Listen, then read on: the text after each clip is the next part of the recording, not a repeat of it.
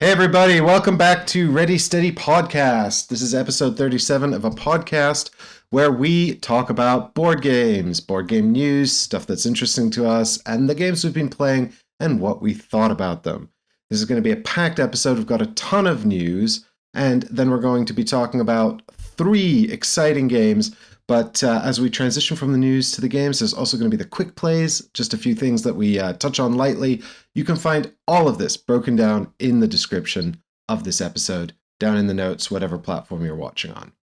And of course, as usual, I'm joined by my co-host, Barry. How you doing, Barry? Good, thank you. Although that said, should you see me flinch for no apparent reason during the podcast, if you're watching it on the video, I picked up a prickly pear from the shop. I did not realise they actually contained little needles, and oh no, they're like tiny little slivers, aren't they? And I cannot see them. I've been jeweler's loop and plucking them, but no. there's still a few. There's still a few there, so occasionally one just gets So it's not just a clever name. Yeah, the clue was in the name, the prickly pear. Okay, I see what they did there. Should be a warning. I don't understand how they're just loose. Like, I picked it up and squeezed it to see if it was ripe. It's like, I've never had a prickly pear. I'm going to have one of those. That seems fine. And then regretted it for the rest of the evening.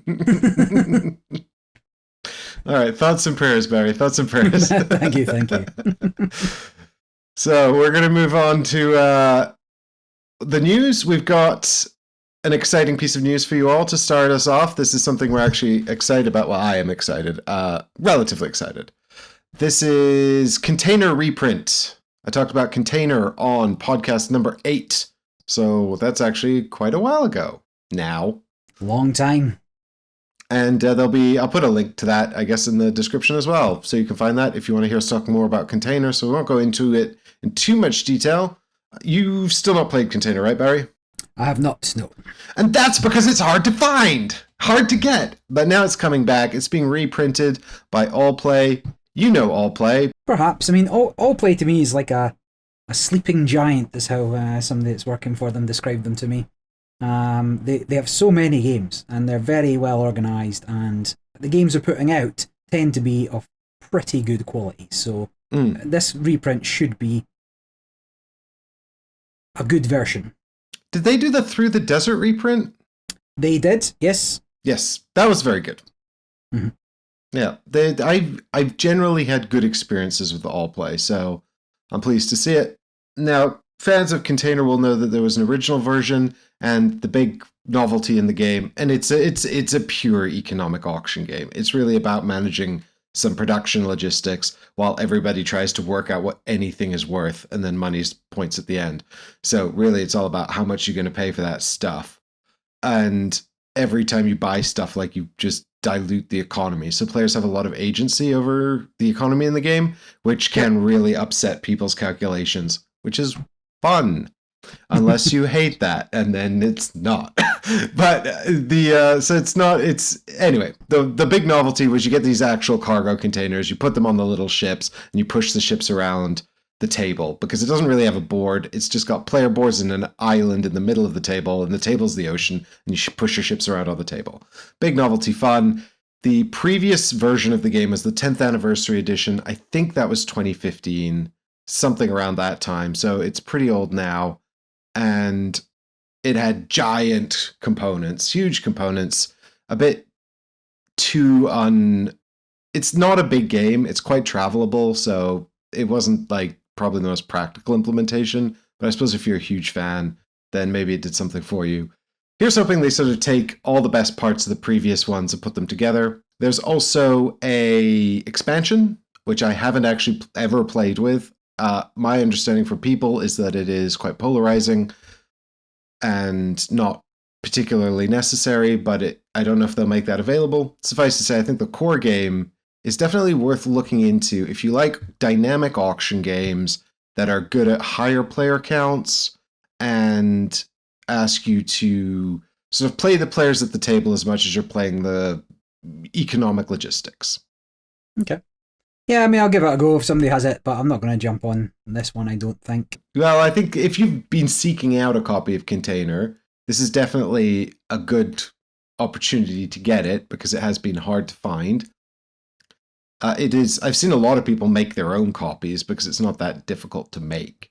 It doesn't have too many components, and it doesn't have any decks of cards or anything like that. But, why not support the designers? I know they've been talking for a long time about getting a reprint in, and I imagine this is it, so that's cool. I don't know anything about the other 2 games covered in the campaign, though, Grunts and Triangulation, so explore those at your own desire. Yeah. You played Wondrous Creatures, though, didn't you, Barry? I have, and I also spotted the announcement of the expansion. So Wondrous Creatures is a fun worker placement style game where you've got a bit of sort of deck building elements and the creatures you collect. And the interesting part really is that your worker is a creature, closing the name, but it covers 2 spaces. And like where you go and you can position yourself to block people on a sort of hex map, and then you're competing for trophies, achievements, first to do things. So you're trying to collect creatures that are going to help you earn those achievements and get eggs that are going to help you hatch creatures and things like that. So now, just a quick point of clarification, so we don't confuse me. It's not a deck builder; it's a tableau builder. I don't want people coming and thinking this is a deck builder. You definitely buy some cards. That's all I know. You buy cards and then you put them in front of you to make a pretty picture of powers. Of powers, that you can activate. So I had a good time with it. We've not played it since October last year or November last year, just the very start of it. But it is tabled to again be played this November. 1 year between games. That's not unreasonable, to be fair, considering how many games we have between us. But it was fun when we did. Yeah, I'm kind of in the same boat. I really liked it when we played it when it first delivered. We covered it in an earlier episode, so you can find that if you want. And I have not got it back to the table. I would really like to, and it's not for a lack of wanting to. I like it. I think it's a cool tableau builder, and it's got that cool worker placement aspect as well. And there's a sort of an interesting dynamic there with a map as well. The new expansion is this is from Bad Comet, by the way, who are Korean publisher, and it's quite hard to get their games. It has been quite hard to get their games outside of Korea. Now they seem to have an American distributor because you can buy all the games from their website in American dollars. They're pretty pricey. Now the productions are really nice and they've got nice art, so you can go and buy all that stuff there, but it is quite expensive. Getting it through a crowdfunding campaign, which is their normal route to market, would have been the obvious choice, I think, because that somewhat subsidizes shipping costs. However, they have written that this expansion, which is called the Winterfall expansion, and is it Winterfall? Yeah, I covered that directly. I think that's right. Yeah, that seems weird though because that's from Game of Thrones. Anyway, it's Winterfell. You're right. Made me think of Game of Thrones though. But anyway, there's going to be some cards that are going to go into the deck, and they're going to add ice to the board where you're putting your workers, and maybe that will affect your worker placement element.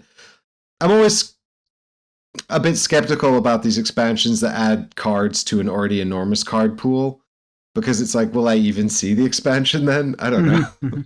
But we'll see. I think, if it's not particularly expensive, I'd be interested in picking it up. I'm hoping to get the game to the table more, so definitely interested in looking at it further. However, it's not going to crowdfunding. It will be available directly through their website. So I am a little concerned it could be very expensive as a result. Potentially. I don't know exactly what the expansion brings. Obviously, they announced that there are some images.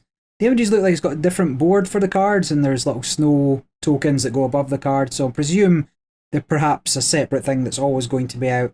And of course, the main Wondrous Creatures game does have a handful of modules already, so incorporating it might be mix and match. I wouldn't be too concerned. You could probably take something else out to put this in if you were concerned you weren't going to see enough of it. Yep, that's fair enough. So we'll have to keep an eye out anyway for summer 2026 on the Bad Comet website.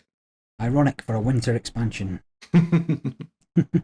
Yep, so another couple of things spotted. So Smallfolk has launched, and Smallfolk is a game from Rock Nest Games that was available to demo at Games Expo this year. Rocknest Games made Chroma Arcana, which finally recently delivered to people, and then this has been launched. Now, did you have the chance to play it at Expo? Yes, I got to sit down at UKG last June 25 to demo this. I demoed it with Chris and Michael from the channel, as well as Ben, who's also from the channel way back in the day. And the four of us played. It is a very sort of light tableau builder, and it's actually really interesting because I was talking, the designers were there, and I mentioned to them, like, you know, the presentation is like sort of a fantasy adventure. You're all little characters on a route. You're moving around a map. You're going to collect friends from a deck of friends, and then you're going to play those cards out in front of you, and you can make them happy, and then they will give you points or prizes.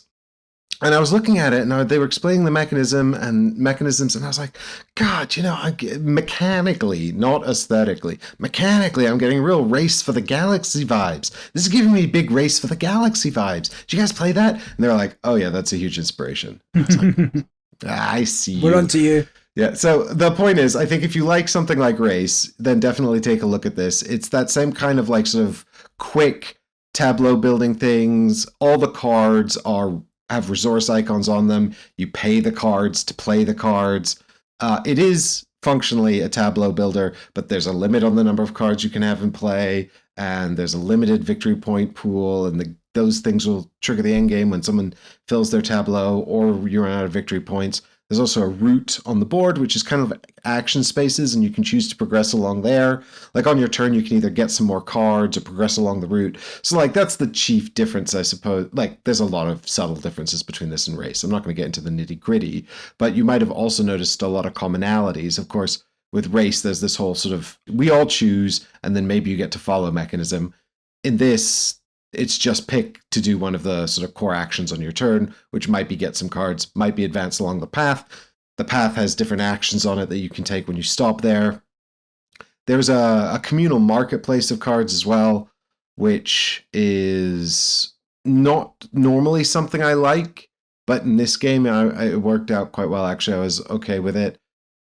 So yeah, I had a really nice time playing this. I think if you're interested in lighter, faster tableau builders, and I say light in a way where there's not that much rules overhead, but there's more than enough going on here, I think, to bring hobby gamers in. Like, give you enough to be focused on, hold your attention, keep you interested. We played the 4-player game. We played it very quickly. Now we were conscious of playing it very quickly because we were 4.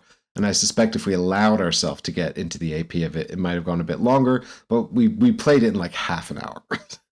Yep. It's not even that short. It's like a 60-minute game probably, maybe even a bit longer with 4 players. But we also played not quite the full game, slightly fewer actions, slightly less points. But overall, a really nice time. I think this is definitely one that's worth looking into if that sort of thing, tableau building and stuff, is something you like. There's a small amount of player interaction as well, in the sense that the path is a little bit of a race, but I don't know how consequential that actually is. Got to play it more to find out. Yeah, I mean, and because of the communal marketplace, of course, people are also looking at each other's tableaus and like, what card do you want? Do I need to get that card? There's some opportunity to just sack off cards from the market for resource, so maybe you want to burn something someone wants. So a little bit of player interaction, but it's not going to satisfy people that are really looking for that as a core game thing. But for this type of game, yeah, there's enough. Yeah, it was very it was well received by the people that played it at the expo, and one of our groups backed it as they said they would. So yeah, get a chance to play more of this when it arrives. Nice. A few more crowdfunding games spotted. So last podcast we spoke about the game makers. I spoke about it from a solo game point of view. Prior to the rules coming out, the rules did come out, and then there was no solo mode in the rules. So whatever version of it's on Board Game Arena, I don't know where that's come from. I think it's just something to let people practice playing. I don't think it's a real game. Yeah, we played a 2-player game. Do you want to briefly talk about that experience? The 2-player game was, at least had an end state. At least it felt like an actual game. Correct, yeah. It was, it's better than the solo version, whatever that may be on Board Game Arena. It was still quite chill. I didn't feel like I particularly cared what you were up to. There was nothing you could do to stop me doing what I was doing. It just became, am I doing what I'm doing better than you're doing what you're doing? Yeah. And that was that. There was the briefest of whispers of player confrontation at the beginning, because we both signed up to what looked like a war game strategy, but then quite quickly I think you just pivoted to something else because you didn't find the cards you wanted anyway, and then that was it. The whisper was gone in the wind. I only picked that first war game because I didn't have the set collection, which my bonus tile and my objective tile and bonus tile both preferred. But I didn't start with any of those in my hand, so I had to pick something, and that was the war game. And then as soon as I'd built that, I no longer built a war game, and you ran off with it. I went all in on war games, yeah. But, I think, like, it's fine. It's a perfectly functional contract fulfillment game.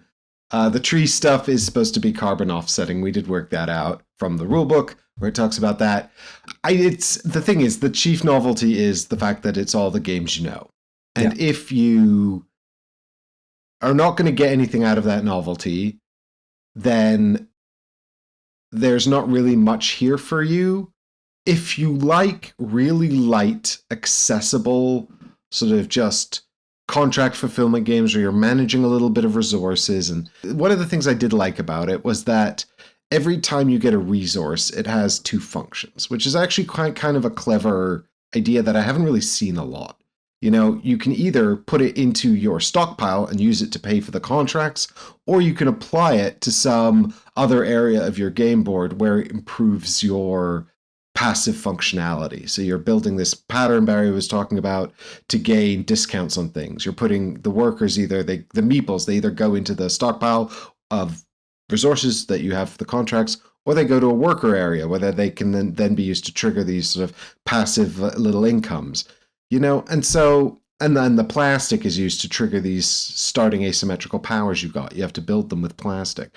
So that's a really nice novelty, and I liked how sort of seamlessly that integrated with everything. It was light, it didn't add a lot of rules overhead, but it was quite clever, so you're always choosing, because at the end of the day, this makes sense for the multiplayer game where the game state is somebody completes all of their contracts, right? So now you're always choosing, do I lose tempo on completing contracts in order to improve my game state?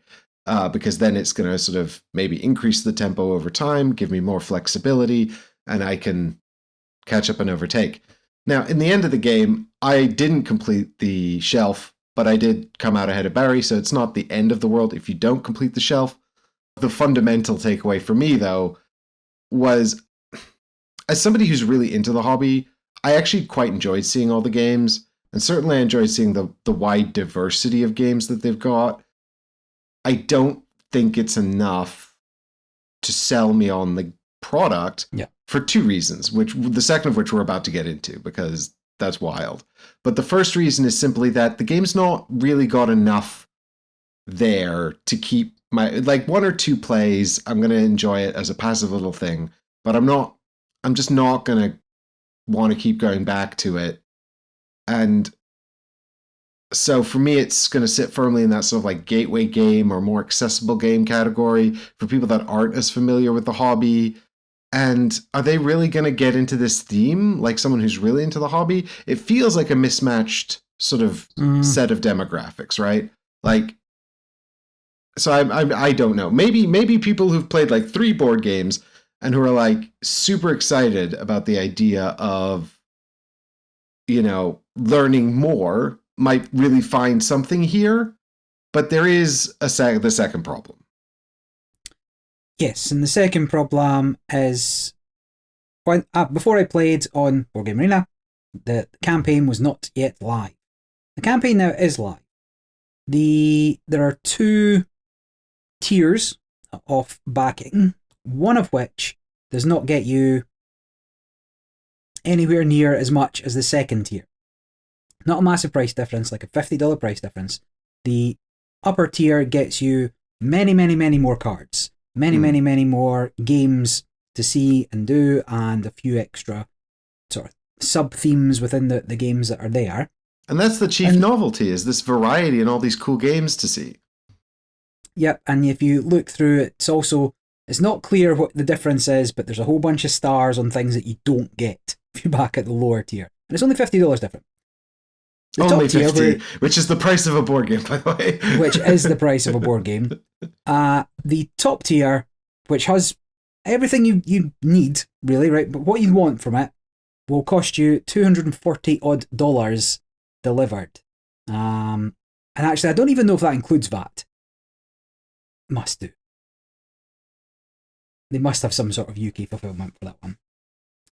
But it is not a $240 game. I'm sure the components are lovely, right? I'm sure in real life, the bits of plastic and all the little meeples for your workers and the trees for your carbon offsets and all the tiles.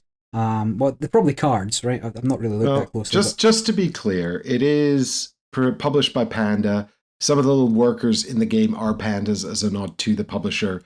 Panda make great productions. They do. They are one of the top tier publishing warehouse factories in China. So I fully expect it will be a very good production. Yeah. But it's a $200 game. There's an additional $40 delivery, which I can only assume they are doing individual delivery from the factory, because that is no cost saving for bulk shipping. And if they're doing it direct from the factory at $240, you're liable to be stung by the customs man when they get here, unless they prepay it. So I'm not sure 100%. I've not looked into it enough, but it feels more like it's probably an £80 game, right? The amount of stuff that's in it is quite a lot. There's probably a lot of plastic.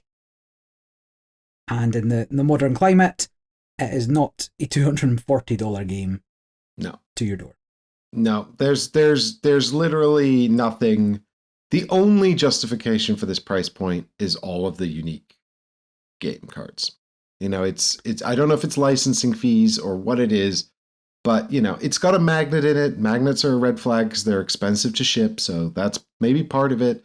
It's got all of these tiny little, or it's got, I don't know, 12 tiny little forklifts, and then a bunch of resources and double layer player boards, and what is effectively kind of like a plastic Lazy Susan that you turn around to move the pieces around.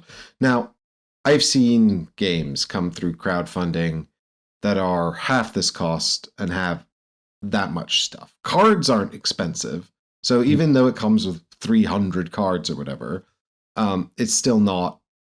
It's not that. It is either licensing fees for all the game art, or it's just because they think they can. Yeah. So you can look at it. I mean, it has funded people to enjoy the game. Have a look. It's able to try it on Board Game Arena if you want to play it. But yeah, I don't doubt that they'll fulfill it. Yeah, they're a reputable company. They haven't missed a campaign yet. I don't doubt that they'll fulfill this.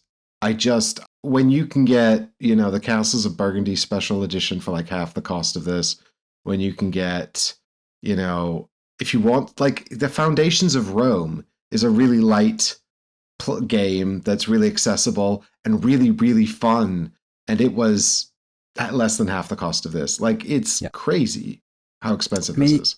You could probably buy it on the secondary market for this price. So it's so expensive, and it's not that mechanically complex. And I suspect if the novelty of the game variety doesn't hold your attention, you will probably not get many more than 4 or 5 plays out of this. And then it will become something that maybe you revisit once or twice, once every few years, Yeah. It's just not that complex, and it doesn't have that many strategic horizons. And of course, in 5-10 years' time, you're going to be looking at these games going, what are those? Because they'll all be different. The cult of new. That's that. A few more crowdfunded games. We've got the Galactic Cruise expansion. Now, I've still not managed to play Galactic Cruise. so I couldn't tell you whether this expansion is worth getting. I do hope to play Galactic Cruise perhaps in the next couple of months. Too many games. Everything points me towards it being a lot of fun, a very competent game. I would hope that an expansion deepens that or broadens that, or in an ideal world both. But very popular game, and I just seen that the expansion is there. If people liked it and have bought it, you probably already know, but in case you didn't, that is up and running. Yeah, I'm just having a quick look to see if I can find out what's in the expansion, because I haven't even looked at this. I have played Galactic Cruise. I've not played with any of the expansion content from the original campaign. I've looked at it, and it is the reason we haven't really played with it is what it does is it also replaces things wholesale. So much of the expansions for the original game were replacement decks for decks that are in the core game. And they allow you to utilize extra mechanisms as well. So they're not just alternate cards, but it does make it harder to sort of go, all right, we're just going to play with everything from the outset, because you're actually not going to see stuff that you might otherwise see. So I did play just the core game. I talked about it on a previous episode. I liked it. I think, if you're into sort of heavy Euros, you're going to get a kick out of this one. The most interesting thing about this one is they have a chip theory style buy into future expansions. So there's a future games and expansions that you receive all Kints and Key games when they release. The same way Chip Theory have their limited pledge levels for their games, but of course it excludes shipping, it excludes optional add-ons and upgrades. I'm sure you'll make your money back eventually, but I would argue that money's better kept with you than a company that you have no say. Anyway, does it need more content? Probably not. If you like the game, though, fair enough. It's a good one. Like it's a good heavy Euro. If you're in the market for more heavy Euros, we liked Galactic Cruise. Generally, everyone who played it had a good time. Another game we spoke about last week was Blood Rage Valhalla. We spoke, not last week, but last podcast. So Tycoon Games have redone the map. The map was poo-pooed. The map was mocked. The map was looked down upon. That you'd be playing on within the front few rooms of Valhalla, looking like a Cluedo board. They have updated it. There's not a huge amount of change, but looking at the new version and the old version, they've definitely made it. There's more depth to the rooms. Right? The rooms at least look interesting, whereas before they just looked beige and uninteresting. They're currently debating, apparently, right? So they're taking feedback. Right? They've called it a work in progress. And they're taking feedback on what people want to see, but overwhelmingly people want outdoor areas for the game. And there's a number of platitudes throughout the campaign about what they're going to do and what they've taken. We're taking feedback on board. We're listening to what you're saying, and then nothing's really changed. They've added mountains and they've added a rainbow bridge, kind of in the distance on the outside. Yeah, there's definitely more than that, though. People were complaining about having to rebuy stuff for the players. So they have done something as well. They've enabled people to buy the bits that they didn't have in slightly more separate packages, so you can get less double up of what you don't need. But it's still not perfect. Like, to my mind, they should have just ran the breakdowns the same as the old ones, so people could buy the bits they didn't have. But that's not the case here. But now you can buy the 5th player expansion on its own. Now they are including 5th player cards within the previously 4-player expansion. They've broken up some of the monsters into like 2 packs rather than just the 1 pack where you get double what you wanted or double what you had, as well as the sort of redone monsters from the 1st edition to the reprint edition on there.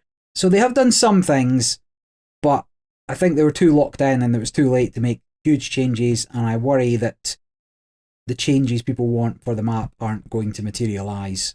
The campaign will be ended if you're watching this on the day it comes out, it'll be You'll maybe have a couple of days left to make a decision, but it'll be done very soon, within the sort of next few days, and then you're locked in, right? So they don't have to do anything. Well, I was about to say, so I think it's much easier to work on the map post-campaign. Changes to what people can actually buy are definitely going to make a much bigger deal during the campaign, where people are actually committing to buying stuff. So it's, in my mind, to an extent, I actually think it's better for them to focus on addressing the complaints around, I can't have the one thing I need, or the one thing I want, or the stuff I'm purchasing isn't doing what I want it to. Now, in good faith, I would hope that they would continue to work on the map post-campaign.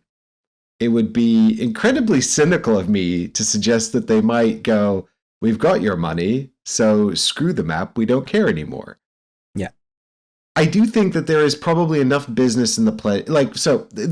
Once it's funded, there is plenty of opportunity to continue to work with backers. This happens all the time. They'll put out emails, they'll suggest things, you can still comment on every update, and they can put out surveys in the updates as well and take people's feedback. So there's still more than ample opportunity for them to engage with the supporters and the base and find out, what people want and take it from there. I'm not saying they need to implement everything. They're not going to make everyone happy, but, at least to seek the feedback and take it on board.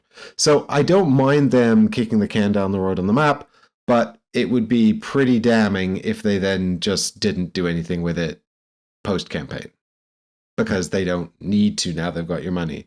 I mean, I don't know what the refund policy is for GameFound either, but maybe I think it differs from company to company, but I think, if people were annoyed enough about the map that they just started demanding refunds, then, maybe that would motivate them. But you would have to assume that changing the map would be cheaper than working through refunds. So yeah, so I'm sure they'll work on something.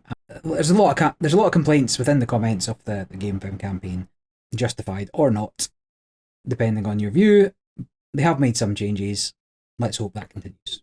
Yeah, agreed. I mean, it does seem like they really pushed this campaign out as quickly as possible.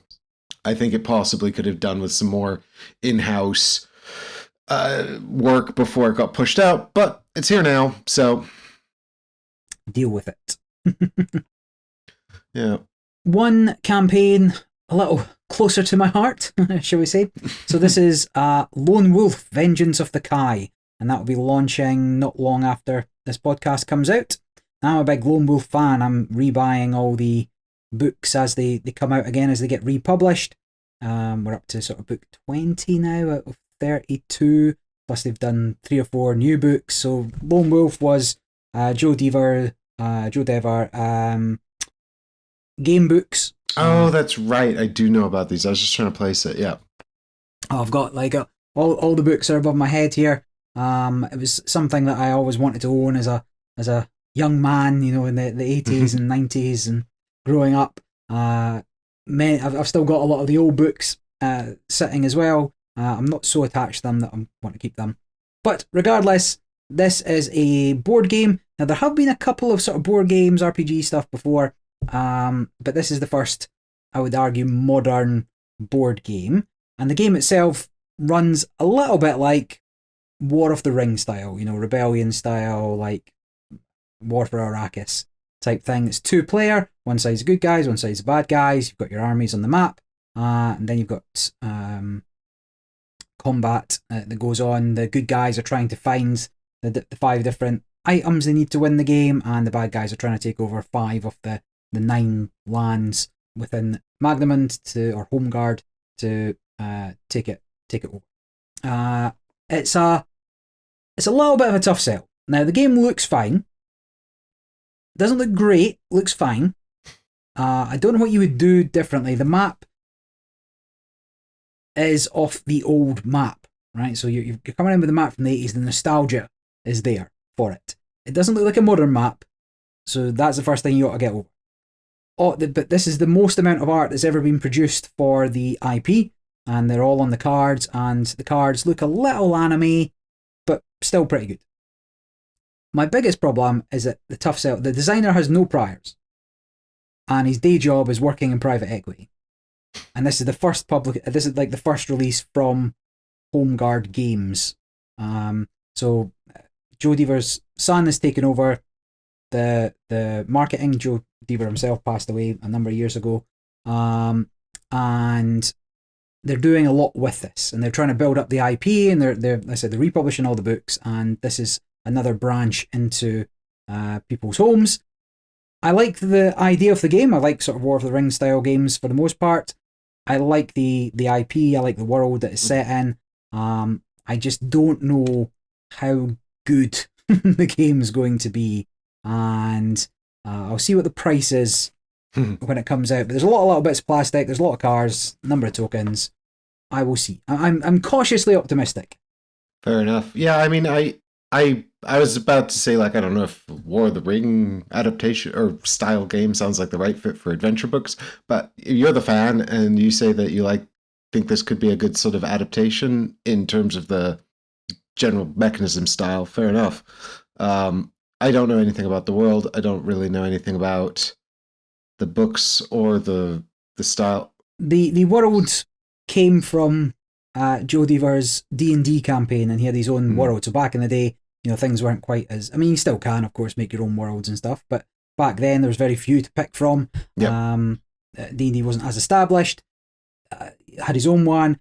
The books came out of running his campaigns, so just imagine, whilst it did find its voice and find its uniqueness as it went on, imagine quite a generic fantasy world, at least to begin with. Yep. And you've got, the forces of evil, but instead of having a Sauron, you've got the Dark Lords. There's a number of Dark Lords, and there's the politicking and the infighting there. And instead of you've got Luke Skywalker on the other side. You've got Lone Wolf, who's the last of the Kai. The whole series opens with the Dark Lords wiping out all the Kai at one of their sort of festivals kind of thing, before launching an attack into out of the Dark Lands into Magnamund proper. So yes, like the themes there, it makes sense, if you're playing as the Dark Lords and the bad guys, and they're certainly, they only go so far up to the books, is what I can see from the heroes that they have. So there's certainly some scope for expansions as well. There are a whole bunch of minis in this. There's your armies, your cavalry, your archers. I think there's ships. Yeah, there is ships. And so, yeah, it could be good. And the combat itself looks okay. There's some dice chucking. You need some dice chucking in here, just to kind of set the level of what it is. It's not pure strategy. If your archers roll a hit versus, but you get shielded, but then the axes go through shields, those kind of things. You can play cards from your hand as long as your heroes can power them. Could be good. Well, I'll let you keep an eye on that one. I'm sure I would probably enjoy that. I have War of the Ring and I have War for Arrakis, so I'm not in the market for a big 2-player miniatures game right now. I have lots of them, actually. I have many more than that. So it's not really on the table for me at the moment. I have Mythic Pantheon Battles. I have Company of Heroes, the board game. I got Joan of Arc, which I actually still really rate. So, so many big 2-player miniatures games. But, if it's... I'm pleased that they're doing a game with a theme that you like. I'm interested to hear more. And, I've always got faith sort of in first-time designers to an extent. Mm-hmm. Or rather, what I mean to say is that I've not seen a consistent through line where first-time designers have consistently been, bad. Sometimes a first-time design is awesome. And sometimes it's too much. You really needed an editor to just say, stop. And sometimes it's just a little uninspired. It's like, this was so close, but it just doesn't quite get there. So we'll see. That could be the case. I mean, as it's a new publishing house, right? So HomeGuard Games. You wouldn't think that they're going to bet the house on something that's fairly mediocre, but right. But when you say they're a new publisher, do you mean they were set up specifically for this, or they've got some stuff? Yes, but it's the first stuff. I'm assuming more games are coming down the line. I wouldn't assume that. I think, if you're set up specifically for a big campaign, very often it's like, well, we want to have our own company just in case this does really well. Sure, but assume that that's backed by the game books and the rest of the stuff that they're selling. Right. That's the one thing I'm not factoring in, is that buy-in from the existing IP, yeah. Yeah. So it's like an in-house one, right? Rather Oh, than a licensed. I didn't understand. So this is actually associated with the So HomeGuard, publisher. correct, yeah. HomeGuard Press do the Okay. books. Ben Devers, also part of HomeGuard Games, and they are broadening the IP, right? So unlike the RPG that's coming, that's somewhat licensed, coming in through Ask Vaglin or Ask Velen, I can't remember the Swedish company. This is them. Okay. So, I mean, it seems curious then if they've got a sort of established publishing company and now they're branching into sort of a sub area for board game publishing based on the IP, that they would bring in an unknown designer. That seems really like a strange choice, but maybe that means there's something there. Maybe the designer came in and pitched it to them and said, like, look, I'm a big fan of the books. I've got this great idea for a game.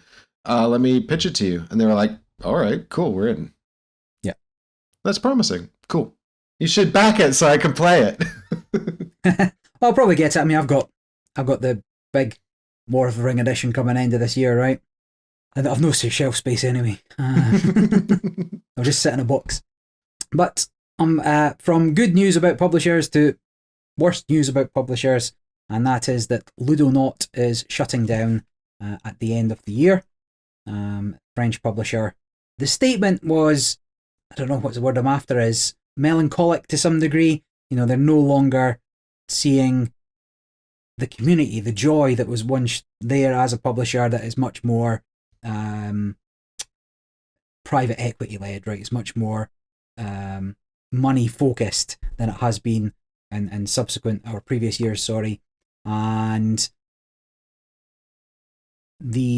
I assume that, you know, they can no longer really fund the kind of games that they want to. They're getting lost in the milieu of the thousands of games that come out with bigger marketing pushes behind them and stuff. So they sold off Colt Express and Living Forest to Tycoon Games, and then they've just announced that they'll be shutting down at the end of the year after the last two publications are released.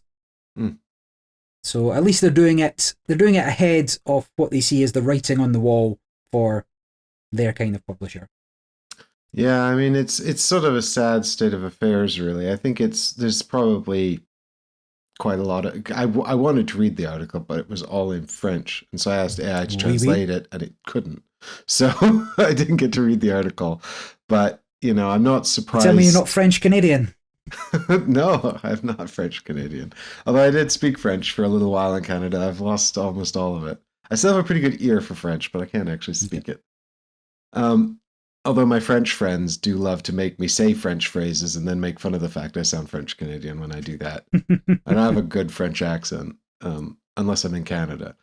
But I think, yeah, it is probably also partly a symptom of board games becoming bigger and bigger business with more and more money on the table. You know, you see these sort of expanding and contracting, and more so in board games than anything else, where, you know, lots of little companies pop up and then the big companies snap up the winners, you know? And to an extent, I suppose we've seen actually a lot of big companies collapsing as well.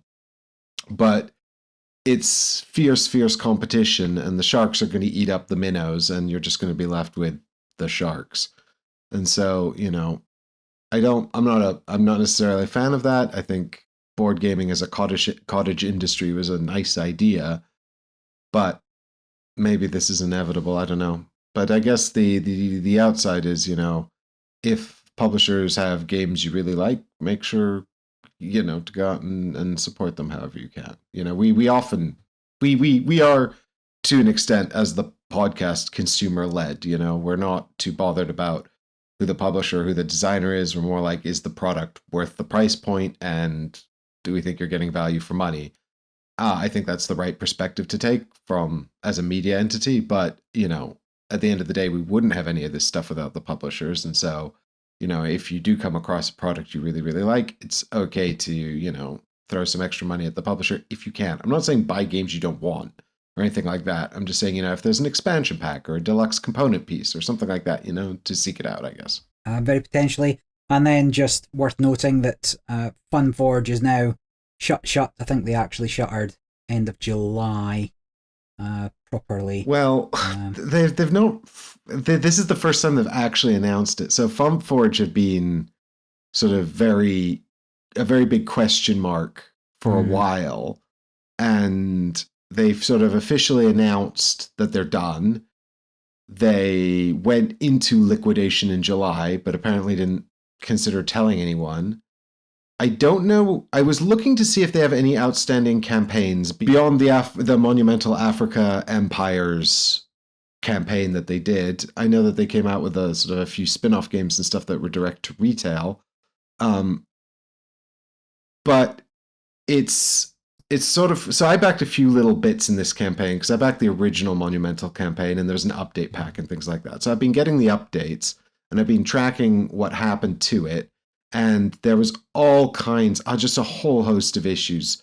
You know, they made a lot of big miniatures and things like that. Some of the boxes were infected with mold. They needed replacing. One of their distributors in North America lost a bunch of the expansions. So people got their pledges without those content and they had to go back and try and rectify it, find it.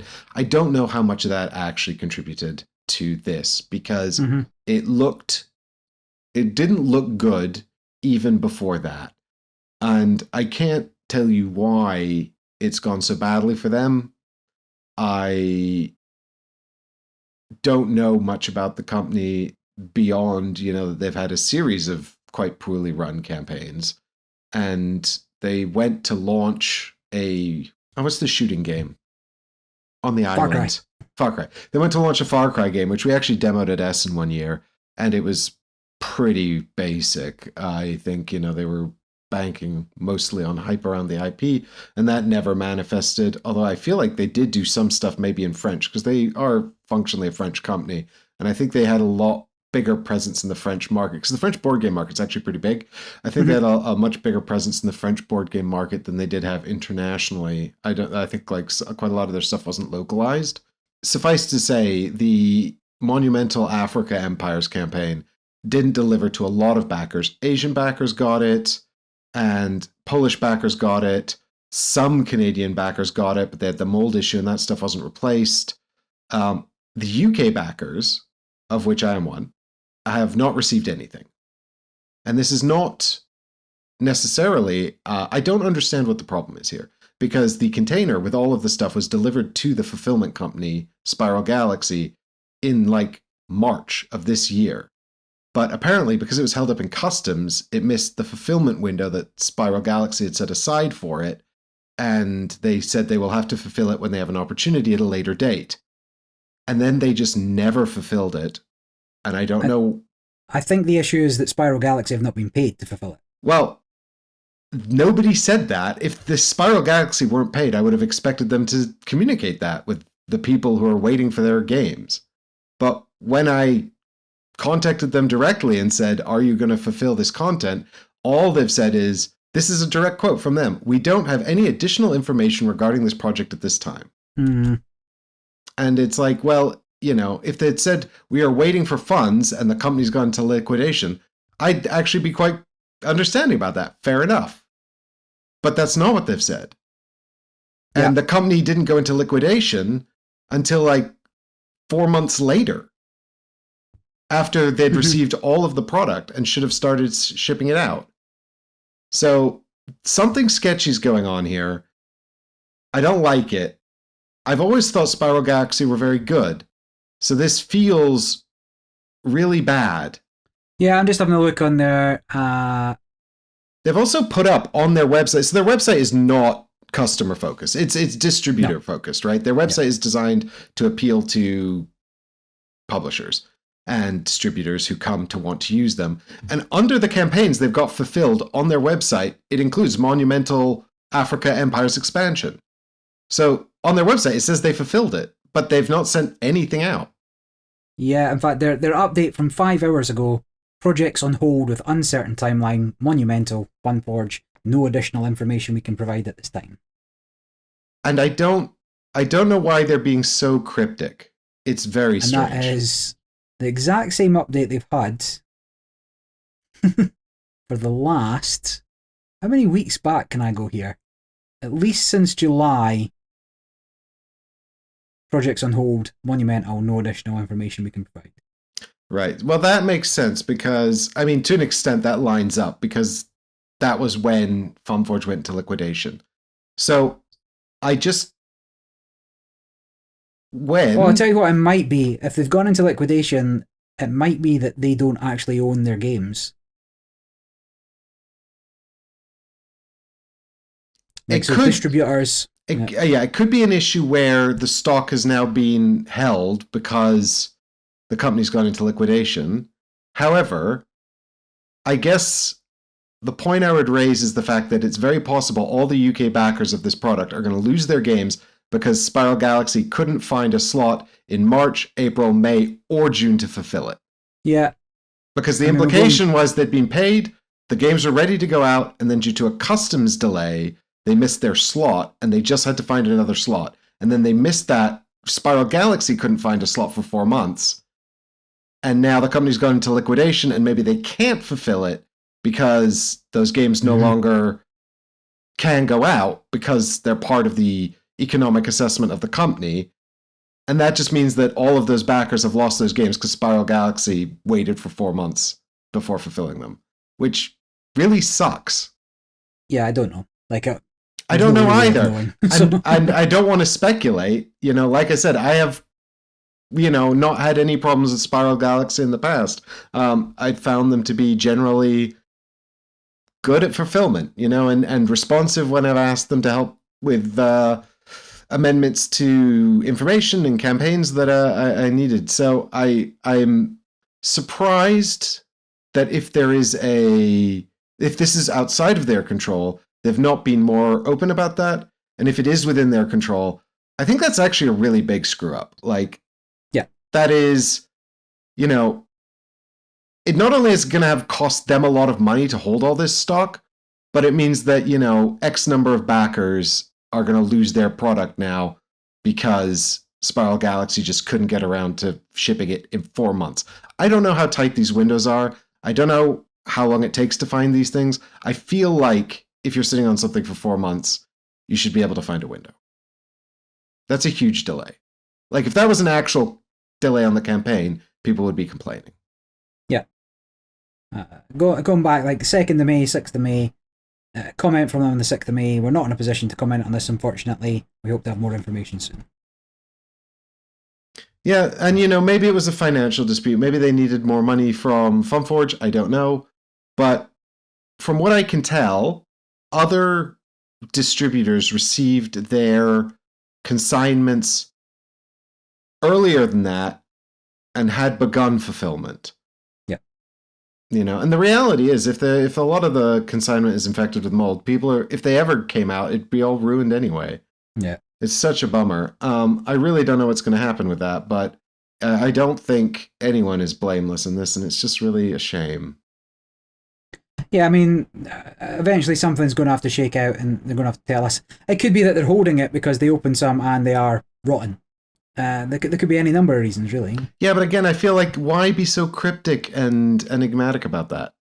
I guess now that Funforge is gone, maybe there's some more potential. My suspicion is whatever issue they had with Funforge or fulfilling this campaign will now have taken backseat to the fact that probably this stock has gone into the calculations of the company's value, and it's probably now going to have to be repossessed and sold off to try and make up whatever Funforge owes to whoever they owe it to, which means it's unlikely that this will ever go to the people who actually paid for it. Sad. Yeah, well, it's I think further evidence really that increasingly what I'm seeing is a lot of backers being taken for granted, and occasionally people try to do right by the backers, and that might come into our next story as well.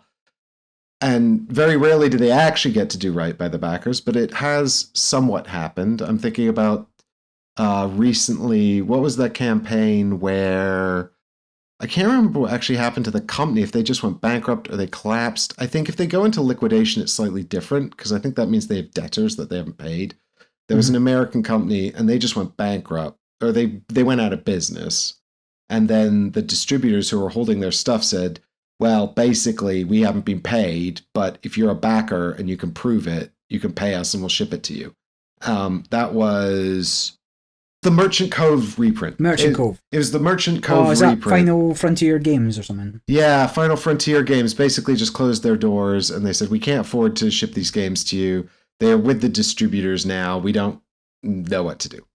And the distributors, at least the American distributor, reached out. I think that some of the other nations didn't have this opportunity because their stuff was still stuck in limbo somewhere, like in shipping. I feel China. like that was Spiral Games here as well, and they sorted it. Was it? I don't know if Spiral Games did that in the UK. They've sent out emails. In fact, that's their update from 5 hours ago. Emails sent out this afternoon after overcoming the last hurdles. In addition to your pledges, you can buy other Final Frontier games on a first come first served basis. So maybe that's what I was thinking of when I was thinking of Monumental and Funforge. Right. So Spiral Galaxy also did that on the Final Frontiers campaign here in the UK. Okay, so I mean, hopefully they'll find a way to do that for the African Empire's backers. It might be more complicated here because of the liquidation, because of the potential mold issues. So we'll have to see. But I think this is sort of further evidence that crowdfunding may well need to stop being so ubiquitous. You know, I think there are certain cases, and to an extent, we have to applaud GameFound for putting in an actual pre-order function. You know, they've done pre-orders for a number of games now, including something from CMON, and which was the it's Dreadkeep. So they did pre-orders for Dreadkeep. They did pre-orders for Steamforged reprint of Six Siege, the failed Mythic game, and they did pre-orders for the reprint of War for Arrakis as well. So it's good to see that they're doing more and more reprints for these sort of big miniatures games that really don't need to be crowdfunded. I would like to see much, much more of that. Save the crowdfunding for people like, you know, your Lone Wolf game where it's, you know, a small publishing house who set up a tiny offshoot company with 1 or 2 people, you know, who really need to see if there's interest in their product before they launch it. Save it for them. I want to see less crowdfunding from giant crowdfunding giants like, you know, Awaken Realms, who own GameFound, and Steamforged, and, you know, whoever else. Like, I don't have a problem if it's like a really special thing, you know, if it's like the War of the Ring limited edition, and that wasn't even crowdfunded, that was pre-orders anyway. Yeah. But like, if it's something like that where it's a really bespoke product, you know, even if big companies taking a risk on it, sure, fair enough.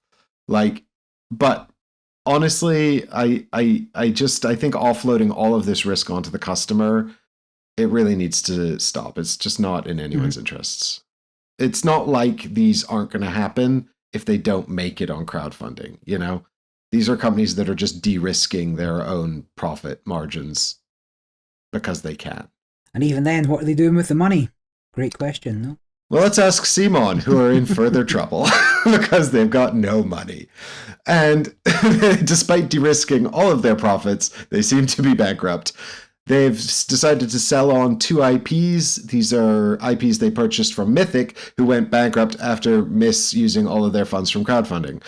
They've sold on Hel and Anastyr, which were 2 big miniatures products. You know, I actually saw someone comment on this article or something, wherever it was, like, oh, CMON sell on 2 games that nobody's ever heard of. And it's like, yeah, probably quite a lot of people didn't actually hear about these games. It really depends. Like, the thing is, it's partly crowdfunding fatigue. You know, we're so burned out on all of this stuff. But they were fairly big campaigns when they went on. They raised a reasonable amount of money. Hel is some sort of dark gothic Viking adventure game, and Anastyr is a take on like the side-scrolling fantasy battler. So think like Golden Axe or something like that. And there was, you know, a lot of media content creators who were paid to provide marketing for these things. Anyway, when Mythic sold them to CMON, CMON said they were going to try to find a way to fulfill a core pledge for everyone who had pledged any money to the other 2 campaigns. And, you know, a core pledge in the respective campaign for those people. they've obviously not going to make that happen because now they've sold on the IPs to Don't Panic Games. Do we know anything about Don't Panic Games? They got a number of licensed games. So they've got Naruto's, they have Cowboy Bebop, Tokyo Ghoul, so some anime ones. Yeah, I'm just having a look here through their catalog. I've not played any of these. Yeah, they're sort of lighter games, more mass market games, and then they do seem to have some hobby games that they're branching into, but not games I've ever really heard of. Yeah, I've heard of a few of these, like the Attack on Titan, the Last Stand board game, DC Comics deck building game. It looks like they also do some amount of localization because they've got some titles here, like they've done localization for Champions of Midgard and Hegemony. It says they're from France, so they're a French board game company who's done some localization. I don't know what they're going to do with those IPs or the games. I don't know if they'll honor any of the earlier commitments. I can't imagine that they would be under any obligation to do so. It's just it just goes to show sort of, again, some of the problems I think with this whole sort of Kickstarter model. Agreed. Well, the CMON have continued to sell stuff. Here's hoping they make enough money to fulfill their outstanding obligations. I hope that they do. But we've got one final piece of good news to round out the news. This is going to be good news for people who are fans of Ikusa, aka Samurai Swords, aka Shogun, but not the Stefan Feld Shogun, different one. This is a Avalon Hill board game from 1985. My understanding is that it was somewhat like Risk, but in Japan, and you actually built a little sword in front of you. Or a samurai sword, a katana in front of you. I don't know the game. I haven't played it. But there's a lot of people in the comments on the GameFound campaign who are very, very hype about this 40th anniversary edition, which is going to be published by Renegade Games via crowdfunding on GameFound. This is at least noteworthy because it is a 40-year-old game and it has maintained a fan base since its release. So someone said, this looks like Risk in Japan, and another commenter said, yes, but with more mechanisms. So take from that what you will. Everyone's been demanding they bring back the swords from the katanas from the original publishing. I don't know what they did. I'll take a look at it. Sure, if somebody wants to reprint a 40-year-old game, I'm definitely interested to find out what that's about. But I just wanted to let you all know that there will be a 40th anniversary edition of this on GameFound on the 14th of October. Yeah, I've never seen this before. The little plastic swords look familiar, but I've never played it. I've not played it either. So, but, it's nice to see at least, I guess what I'm trying to say is it's just nice to see that some old classics get attention, and it's nice to see people who are excited about that coming out and supporting it, I kind of wish it was just a pre-order system instead of crowdfunding. I don't know why it needs to be crowdfunding.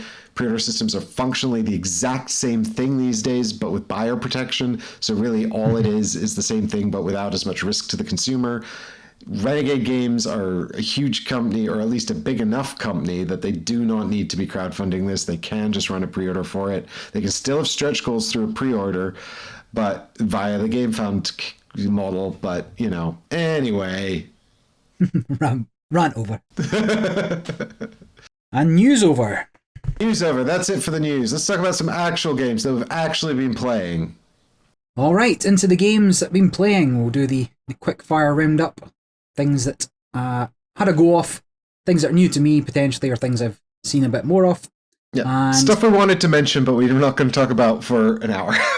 Yeah, there's probably not enough to talk about, or I don't know the game well enough to talk about for an hour. First one I want to talk about, though, is Ruins. That's Ruins. This is from Allplay, designed by John DeClaire, and it is a card crafting card shedder, if you've not seen it. Comes in the little Allplay box. For those of you able to view the video, you'll see me simulating the size of my fingers. Otherwise, just assume it's quite a small box. But it's got large cards, sort of tarot-sized cards in there, and a few tokens. But much like the card crafting system that John DeClaire has used in a few things, it has transparencies that you're going to put into sleeves to change what the card does. So usually improve the value, give it a couple of abilities, and The game plays out over multiple rounds. There are ways of claiming cards, so you'll always get them, but you may be upgrading a card just at random and hope that you might get it next time if it's any good. So I played it. It was okay. It was a bit meh. I don't know why I keep buying these games. I somehow keep hyping them up again. I want a card crafting game that I just think is the one. It's a good system. I like the idea. What I didn't like was having to peel all 100 transparencies with there being no being stuck on, like it was edge to edge for most of the cards, and trying to pick it off every single card and peel it. It's not a lot of fun. Then you got to sleeve the cards, and similarly the teardown time, because not only do you put the transparencies into the sleeves, but also as part of the game you flip the cards, and so the teardown time was also not fun. You go from the day side to the night side of the card, and you do that every round, and there's 5 rounds. It's like, oh, okay, fine. So I do want to give it a few more goes. They've got images on both sides. They do, yes. Oh, that's nice. So it goes from daytime to nighttime. It tells you what's on the other side, so you know what you're getting when you flip it. Yeah, that's fine. I do want to give it another few goes. Right, it's just not set my world like. Is it solo? Multiplayer? No, multiplayer. So it goes up to 5 players, card shedding, so it's sort of trick-taking style where you've got to follow... It's not really trick-taking, right? It's card shedding. So you've got to follow with a higher number. Yeah. And if somebody's played a pair of numbers, you've got to play a pair of numbers that are higher, and you've got to get rid of all your cards. And other than the fact you can upgrade the cards, there's nothing terribly unique about it. Obviously, being able to upgrade the cards is unique, right? That is the big selling point of the game. It also has a weird tiebreaker. If 2 players are tied by the end of round 4, all the tied players play a round 5, and everybody else just gets to watch. Cool. Thankfully, I won outright by turn 4, but I still think this game was a bit meh. Well, I have 2 things to say about that, but I'll keep them brief because we're in Quickplays. One is Panda Spin is a take on Big 2, which is a card shedding game, and it is a small box. It's okay. I may just not be very hot on card shedding games, or like sort of hold the turn games, because it really is about just bogarting power, and then other people like you win by stopping other people playing, which I think is kind of fundamentally a problematic thing. But as long as the card game is short enough, I guess it's fine. And the trick to Panda Spin is sometimes you get to rotate the card and then it upgrades. So it's a card shedding game with upgrades. I don't know if I don't know if that's worth people looking at, but if you like one, you might like the other. But you just reminded me, you don't have to beat the number that's played. If somebody plays a 7, you can follow with a 7, and that skips the next player's turn. What a great mechanism. Oh, I love turns. Yeah. Do you know what I love? When people can't play or aren't allowed to play. Great. The other thing, the thing I was going to say about Panda Spin is it doesn't have the setup and teardown of card crafting in it either. So it is quicker to play, so you can get the misery done with faster. But the other thing is, like, I admire John D. Clare's just like stubborn determination to make like transparent card components work. I've been covering his games since the very first game we covered on the channel, which was Mystic Veil, which was the first one. And we've dipped into, I think, almost every card crafting one that wasn't solo, at least to some degree. And none of them really work ideally. And it's like, I think you talked about in an earlier podcast how the best version of Mystic Veil is the app because it solves a bunch of the problems. And it's like, yeah, I know. I do think the one that's come closest, for me at least, to being the best card crafting one by him is Dead Reckoning, the pirate one. Yeah, I've not played that one. It does do a certain amount of things. Like, it's got little boxes for the cards, so you can't just visibly see what's coming up. You actually draft the cards by sailing around the board, and so you can pick up the transparencies from there. And the deck building, it's card crafting in a deck, so it's sort of deck building, but you're not adding cards. You're upgrading the cards that are there. But it's a small-ish number of cards. So it's not so terrible for setup. It has a lot of setup and teardown, but it is like a longer game. Mm-hmm. But it's not so bad. Like, it's commensurate. It feels commensurate with the size of the game. Fair enough. But then I did want to play a trick-taking game. So played Fellowship of the Ring, the trick-taking game. I spoke in the last podcast about the sequel coming out, but I wanted to get through a little more of the original. Managed to get through a number more missions, still not all the way to the end yet, but had a really good time with it. Still playing it 2 players, so you've got the dummy 3rd player, using sort of Seven Wonders duel style setup for what cards can be played. I would like to play it at 4 player just so we have a little bit of choice into the extra characters, because generally when you're playing two player and a 3rd dummy player, you're told what your character has to be, and the other characters just kind of fall by the wayside. So every round you're playing something different, and it was fine. Had a really good time. I like all the differences in the games at the moment. About halfway through, and I hope to finish that quite soon. Yep, I think I'm still stuck wherever I was last time we spoke about this. I haven't had a chance to get it back to the table, but I do really like this one. I think, we've talked about it enough. It's nice. Yeah, it's good. It's good. Can't fault it if you like cooperative trick-taking. What's been quick for you? I played Eclipse Second Dawn for the Galaxy. That's not a quick game. It's not a quick game, but it's here in Quickplays because we've talked about it plenty. This is a game that bafflingly Barry's group got rid of for reasons nobody can understand because it's great. I noticed it's actually ascended to the 18th best game of all time, according to BGG, which is pretty wild, given that it's a giant space game that takes a long time and is quite fiddly.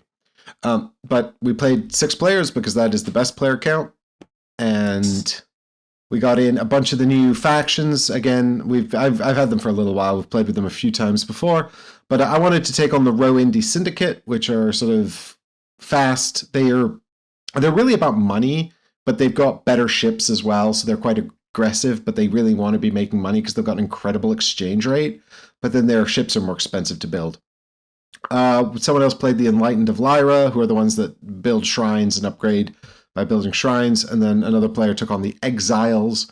They're the ones that have star bases that are also orbitals, so they can make resources and defend themselves at the same time. Ugh. And then we had 3 from the base set as well: Orion Hegemony, the Hydron Progress, and Planta. This doesn't mean anything if you don't know Eclipse, but if you do, it was great. Lots of good fun. I do quite well at Eclipse. Generally, I've played quite a lot of it. I generally do quite well at it, but it is a game hugely about player interaction. And to an extent, if people jump on you, it's hard to do well, or at least to come back from that unless somebody else jumps on them. Like, it really depends how the sort of aggressive plays play out at the table. Now, in this game, it was looking like it was going to be really close in the end game between me and the Exiles. And I suspected that we were quite neck and neck. And I had 2 plays in the final round to sort of deal with that, to try and swing the power in my favor. One was build a monolith. It's worth 3 points. Sure. And the other was to break our long-term alliance and attack them, which I didn't mind doing. It's negative 2 points if you turn traitor. However, the Row Indie Syndicate can ignore that. So if they have the traitor tile, it doesn't penalize them, which is a nice little thing about their faction that it's flavorful. I like it. And it's just like, I had these 2 options. I'm like, build the monument. Just build the monument. 3 points is actually quite large in Eclipse. It's generally like, if you get over 40, you're doing really well. Most people score somewhere between sort of around 30. So, and if you've really had a bad time in the game, you're probably around 20. So 3 points is not to be scuffed at, but I'm like weighing up these options. I'm like, no, but the fun choice is to attack. The fun choice is to spend the 10 resource to build ships and go and attack. And I was like, yeah, but if it doesn't come to anything, it's not going to help, is it? And my brain's like, throw the dice, you maniac! And so, of course, I did that. And it ended up in the first true tie I've ever seen. Not only were we tied on score, the tie break is then total leftover resources, and we were tied on that as well, which is wild. Because you do a final income step, so it meant that our income was equitable. That's so crazy unlikely. But there you go. Anyway, so I guess, is that a problem? It's sort of a problem, right? Because fundamentally you want the fun thing to be the productive thing. But what can I say? I don't mind. Even if I'd lost, I don't mind because it's so much fun. I always have fun playing Eclipse. Eclipse is a great time. I agree. Yeah, I also don't know why it was got rid of. I feel like there was many more games to be had there. Still. Maybe one day. Well, from sort of soaring space epics to something a little more, I wouldn't even say mundane, but smaller scale, I have played a number of games now. Fairy Tail Inn. Have you heard of Fairy Tail Inn? Do you have any idea what I'm talking about? I feel like if I look at the box art, I might recognize it, but no, not off the top of my head. I don't think you even would. I've not linked it for you. But Fairy Tail Inn is published by CMON, and it's one of the games that they just put out, right? So occasionally CMON will just put out a game. Ethnos, for example. But this is another one of them. And it feels like this is the kind of game that could keep them afloat between big campaigns. So in the middle, in this game, you are running a fairy tale inn for fairy tale characters. The Big Bad Wolf, Little Red Riding Hood, Pinocchio, the Evil Queen. And in the middle of it is a Connect 4 style grid. So an upright grid. And there are tiles for each of the characters that I just mentioned. You're putting them into that grid, facing you for your turn, or facing away from you if it's your opponent's turn.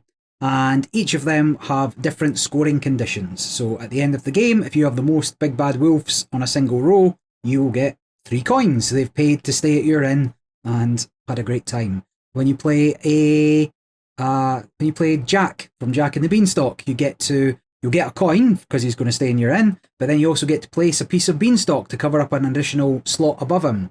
And some of the slots within your inn also give you rewards. That could be additional coins, you can pay for another go, or there could be sort of nullifying abilities there. Some characters have, like the Queen, if you play on top of the Queen, your opponent has to give you a coin, and Pinocchio or Little Red Riding Hood are opposites. You want your characters beside them, or your opponent's characters beside them to score more coins at the end. And whoever's got the most coins at the end wins. So each round you're just drafting a tile from the row of 4. If you want to draft some of the ones that have just come out, cost you money to put into the grid. And it's just simple, good fun. Really simple. Like you'll be up and running in minutes. It doesn't take a lot of explanation as long as one of you knows how to play. And it's not super in depth, right? The character powers aren't difficult to understand. You play the Pied Piper and you put a rat in a different column. You could put a rat on top of a queen, then you wouldn't have to pay for it. Those kind of things. Or you can cover up a room that your opponent thought they were going to get. those types of things. But there's only 8 characters. And you play with 5 of them each game. There is a set of promo fairies, which seems to be something that CMON like to do around this time. So Ethnos also has a set of promo fairies, hard to get hold of. And then there's a fan expansion. There's one official card, which is a different power for the Queen, and a fan expansion that gives 3 different powers to each of the characters. So it doesn't use any more pieces. You don't really need any more tiles. It just changes the powers for the characters. And so I'm trying to get them printed off. It's semi-official in as much as it's on Board Game Geek, so it's obviously been approved to be up there.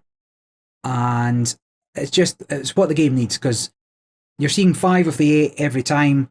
Some of them are direct opposites of each other, like Little Red Riding Hood and Pinocchio. And if they both come up, then you're kind of just doing something for your opponent to do something. And so these additional powers really kind of make the game a bit more interesting. It's the sort of thing that you can see on mass market shelves. It's the sort of thing you could see just being picked up and regularly played by families. But it's only a 2-player game, because you are playing Connect 4 style opposite each other. So the question is, why is it not... Did it not sell well? I would imagine not, because it would just never... Like, you never heard of it. Like, I imagine most people have never heard of it. The fact that it was published by CMON was like, oh, that's not a CMON type game. And it just never kind of went anywhere. I think if more people played it, they'd like it. But I think it does need additional player powers for it to have any kind of longevity. But I'm about 10 games in. I've only had it for a couple of weeks, so. Because it only takes 20 minutes. And then on the other end of that, Cuba, the Splendid Little War. So this is a rendition, like an abstraction in the game form of the Spanish-American War. Second edition. The original edition was published by Victory Point Games, who went under, and then second edition improved it. It improved its look significantly. Now it's 2-player only as well. In it, one side's Cuba, one side's Spain. Cuba obviously wants to kick Spain out, and Spain wants to retain control of Cuba. Cuba has the backup plan of the US coming in and taking over, but that's just substituting one master for another, right? So the game can end in a draw if the US comes in and Cuba's not taken over enough control of the island. So it's not quite it's not like Twilight Struggle necessarily. It's kind of similar. You got a bunch of cards. Some cards only do good things for you, but you're not playing it for like operation points or anything. Your resources and your action points come from elsewhere. It's not quite a counterinsurgency game, but Cuba only have 5 troops, but they can recycle them because they can keep recruiting people from Cuba, whereas Spain have a finite number of troops, and if you are able to bump them off, then eventually the resources dwindle there, or alternatively the Spanish player to curry favour as part of the war will send home, repatriate their troops that are injured and send them back home so people feel bad about it happening, those kind of things. And yeah, it was a solid little 2-player game, if you like that sort of thing. It was a bit tough to play from the rulebook. We just bust it out, popped a few tokens, shuffled the cards, and started playing. There's nuance there, and there's nuance that isn't going to come out from your first game. Like exactly what you want to do, moving into the cities to protect them, what actions you want to take, whether you want to protect the fields. Certainly as Cuba, you want to be burning the fields, so the sentiment towards the Spanish kind of decreases, which makes it easier for you to take over. I need to play it more, right? It seems pretty good. I would need to play it more. It's only weighted about 2.37, something like that, so about Wing Spanish. Wing Spanish. The Spanish-American War. Terrible. And you might like it if you like something like Jest of Robin Hood, or even if you're looking for something a bit lighter than Twilight Struggle. Learning when to use cards, because it's a comparable system. Some cards require resources to play and then kind of go out of the game. Others you can just play for free for the effect, and then otherwise you're spending your action points, which you can keep between rounds to do different things, recruit troops, burn fields, move, attack, those kind of things. It was good. No, very good. Well, I've got another space game for Quickplays. Space! This was Nemesis, actually, and when I was writing Nemesis in here, I put down that it came out in 2018, which was really surprising to me, and it might have something to do with the fact that we had a prototype, so an earlier copy of the game. But I thought it was much older than that, because that's only 7 years ago, and there's already been 2 more versions of the game, as well as many reprints. So it feels like a much older game at this point, which is maybe a bad sign, but I don't mean like sort of mechanically or anything. I just mean I thought it was older. But things move much faster, getting sequels and spin-offs, and they're just part of the machine that keeps... The churn that killed Ludonaute. Somebody slow it down. We're not having fun anymore. So this is we played the OG Nemesis game. We played it with it was just the core game, purely the core game, except we used the characters from Aftermath, which is a modular variant. We played 5 players, and Barry doesn't like Nemesis. We won't get into that because I don't like nothing. I've not actually ever asked Barry why he doesn't like Nemesis. I have many criticisms of Nemesis, but I do quite enjoy it, and I'm sure that could be a really long discussion, but this is Quickplays. So we're going to keep it to, I think most people know what Nemesis is or know about Nemesis, even though we haven't covered it on the podcast. There has been some amount of coverage on the channel, and the thing about Nemesis is it's not a very consistent experience, and having criticized the Scarface last week for not being consistent at all, Nemesis is arguably even less consistent, and this was not a very good 5-player game.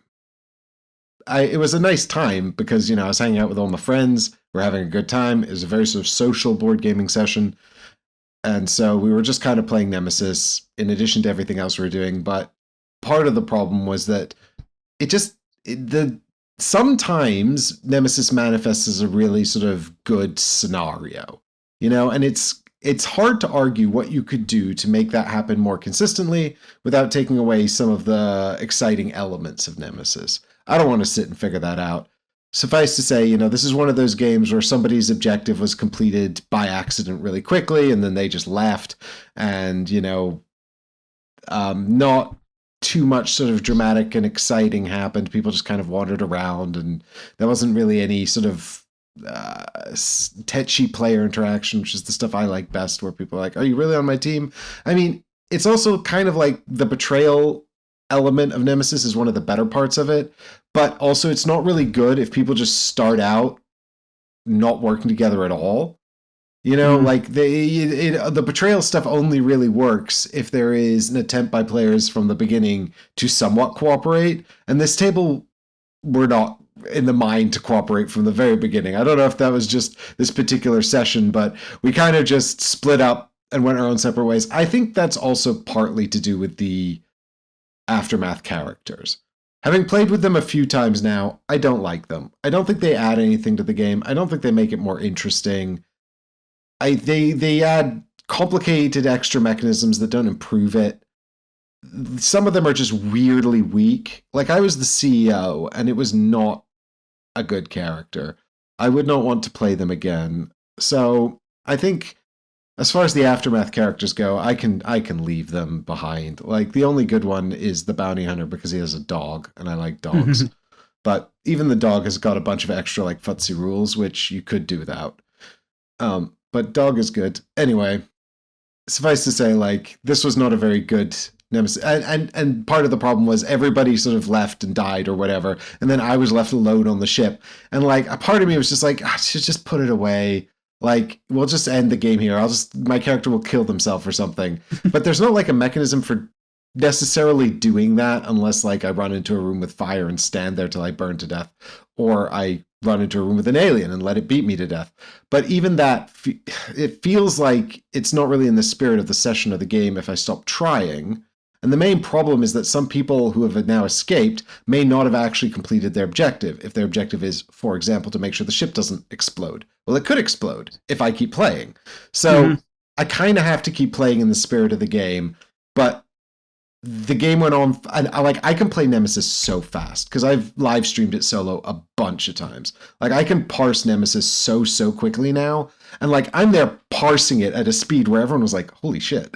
And even then it still took me 45 minutes to resolve the game, and it's just like, that is one of the big problems. Like, not usually, but at least often enough, people are invested in enough of what's happening that it doesn't feel like a drag. This part of the game doesn't feel like a drag. And oftentimes there's a couple of people working together to try and survive anyway, so it's not as big a deal.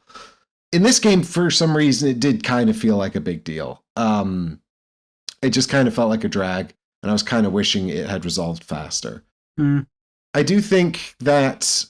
So I've played a few games of Nemesis Retaliation, not the final copy, always a prototype, in earlier stages of the campaign. That is delivering to backers right now. A lot of people already have it. I have a game of Nemesis Retaliation lined up on Sunday. I think it fixes quite a lot of the issues I've got. So with just this sort of inconsistency. So we'll see. At least if it doesn't do that, hopefully it addresses some of the elements. Because I've played all versions of Nemesis quite a lot. My few plays of Retaliation, I feel were very promising, to the point where it may even replace the other two, and I might just get rid of them. So we'll see how Sunday goes. Yeah, I've not looked at much of the differences between Retaliation, the existing ones. Like, games start okay and then they drag, and if you don't manage to get off the ship, or if you don't manage to do your objective, and it sometimes feels through no fault of your own. Yeah, I mean, Nemesis fundamentally is always a roller coaster. You can't, you just can't. Like, it is a ride that you get on and you do your best to ride. And, like, that's going to be immediately off-putting for some people, and that's completely fine. I don't mind getting on playing a game that's a ride every now and then. Insofar as the ride goes, I think this one's a pretty good one, but I just wish it was a little bit more consistent. And I don't know. Oh, we'll see if, I mean, I could get into the details about the differences between the three. So if people want that to be a section of a future episode, then let us know. But also, if you're a Patreon backer, then definitely let me know, because I could get into it. a buyer's guide for Nemesis. But Do it. You're on your own there though, because I've not played enough to really, and I've not played all the different versions. yeah, whereas I have. I even played the plant people in lockdown. The plant aliens in lockdown. Did you do that? Probably not. They're probably still in Certainly shrink. Oh, no, you didn't. I know you didn't. I mean, people who went all in, on lockdown or whatever. The people at home. Cool. Couple of last ones for me on the quick play. Managed to play Unmatched Adventures. So Unmatched, the 2 to 4 player card-driven miniature battler, and it's not and the Adventures is what I thought was like a campaign version of the game, where you would cooperatively play against the game. Now it is cooperatively playing against the game. It is not a campaign. They are individual scenarios. The Unmatched Adventures comes with 2 scenarios. I forget what it's called. Tales to Amaze. Comes with 2 scenarios, double-sided box. You're either fighting the Mothman or the aliens. And there's a variety of minions, so minor characters that also come along with these, the aliens or the Mothman, to mix it up a bit. Played it, was like, oh, it's standalone. You don't have to commit to a long campaign or anything. It was pretty good fun. We played Sherlock and Tesla. Managed to beat up Mothman, save the bridges. For that one, I played with the Ant Queen and the Skunk Man. No, that's not what he's called. Skunk Ape. Of course you did, yeah. Sounds reasonable. Watson, unfortunately, did not make it all the way to the end, but Sherlock and Tesla survived. And it was good fun. And, we've got Teenage Mutant Ninja Turtles coming as well. That's another one of these adventures where it's cooperative, and you'll be, Shredder, Bebop, Rocksteady, presume Krang will be in there. I've not looked too closely, but I'm pretty excited about playing other scenarios with other characters. Like, it was solid. It gave me a much better feel than Horrified for the game. Also, it's a very different game. It's not a very different game, but it's a different enough game. Because you've got your character and they're a bit more involved. Sorry, why compare them? The theme more than anything. Okay. So with Horrified, the original Horrified at least, or I can't even remember what version I played, but you're going around town picking up stuff and then fighting the monsters. Yeah, you did talk about that on an earlier podcast, Horrified, I think. Yeah. And then in this, you're going around, you're trying to maintain the threat on the bridges, and you're fighting the monsters. So they, both theme-wise and actually, it's not quite how the game plays out the same, but I think if you liked Horrified, but you wanted something a bit more in-depth, this would be a good one for you. If you didn't like Horrified, I wasn't super impressed with it, I did enjoy this. So it's sort of a step up to my mind as to both the interactions and the play of the game. It's just a bit more involved. No, I was just going to say, I've played a little bit of Unmatched, but I haven't necessarily, I haven't tried it for a long time. But I guess now you can live through that childhood dream of beating up Bebop with Tesla. That's everything a young boy wants. And just one last one. I've been playing Welcome to the Moon on Board Game Arena. Last time I spoke about it, there was only the first 3 adventures, maybe the first 4 adventures. No, first 3 adventures. We're now up to 7. They're not all there yet, but the developer has been working on them, putting them up. I don't know if he's being paid to do so or out of the goodness of his heart. There was some chat about, I was paid for the first 3. If you want the rest, you're going to have to get the other ones. Top fun.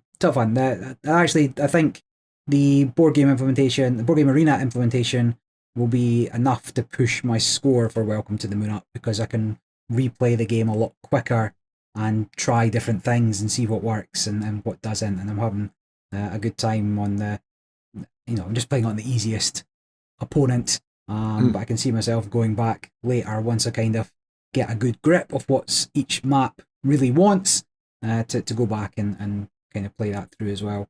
Both solo and even multiplayer. Like multiplayer, every map's different enough that it's like a different game. Like these flipping rights or rolling rights.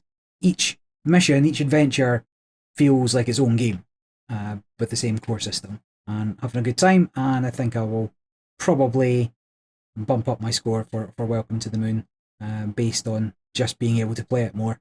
Yeah, I mean, I played through all of Welcome to the Moon, but the physical copy in real life with a friend. Yep. And yeah, I thought it was great. I really liked it. And I don't even like roll and rights, and I know it's a flip and right, but I don't think they're significantly different that I'd expect my opinion to change. But I liked Welcome to the Moon a lot. It was a lot of fun.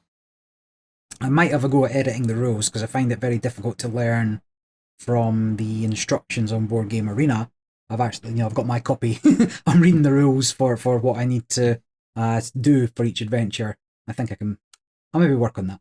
Yeah, I do think that's probably my biggest criticism of Welcome to the Moon is that, because we played through them sequentially in order and we didn't revisit anything. We just played through the whole box and then we put it away. To an extent, I think that in many cases, the player who did the best was the one who grasped the unique scenario rules quicker.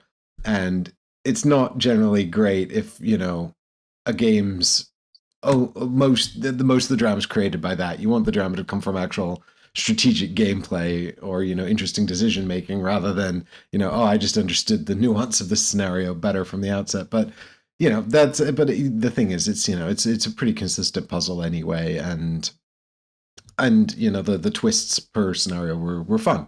I liked it. I would be happy to play more Welcome to the Moon. And I particularly like the final scenario. That one was really clever, I thought. That's the one that people can't play on Board Game Arena, so... Well... Not yet. Find a way. They'll find a way. Yeah, but buy the game. Buy the game. It's good. Or buy it. Yeah, it's not even that dear. All right. Well, I think that wraps up Quick Plays for now. We are going to move into bigger, more serious review space. Serious reviews from serious people. Yeah. Anyway, they should be along any time now, but we'll fill in till they get here. Yeah. We can. There's one thing we're good at. It's filling airtime. All right. I'll barrel into this one. So it's an interesting game for me. And this is a game called Mystic Paths. I'm going to assume that you've never heard of this. That's correct. But yes, so if you saw it on the shelf, you would leave it on the shelf. Like, you would walk past it, you would never know. It blends into the background. It's so generically fantasy, you wouldn't even know what it's about. But this is published from R&R Games. We were like, what else do they publish? That sounds familiar. And it's like Rajas of the Ganges for some reason. And a whole bunch of sort of party games. and this. Designed by Brian Leet and Kevin Worden. The artists on this one are Brandon Lewis, William O'Brien, and Stephanie Stacey. But I will say that none of them should really be putting this on their CV necessarily. Will O'Brien did do a couple of cards for Lord of the Rings LCG. So I'm going to assume he maybe did the cover and one of the sort of wizard arts on it. But I don't know. Don't know who did it. Anyway, this is a 2 to 6 player cooperative party word deduction game. For some of you, that's already enough, right? You're out. You've no interest in this. And it probably contributes to its relatively low score on Board Game Geek, right? It's not bad, it's just not great. So 6.9 or something it's got on there. The other things that contribute to its low score are going to be the graphic design elements, right? And the theme, which I should have brought the instructions up with me, just to read the theme, the story to you. But I'll explain it in a minute. And let me try and sell you on this game, right? Because I'm obviously bringing it to you. I'm bringing it to the masses. This is what you want to know about. So picture this, eventually, 2025. It's Leisure Games' 40th anniversary in a local hall, and they're offering you mystery bags filled with goodies for a mere £15. Right, you're guaranteed a game worth £30 in there, £30 or more, but you don't need any more games. You've got shelves full of games that you've not even getting a chance to play, and you definitely don't need more substandard games just because they're cheap.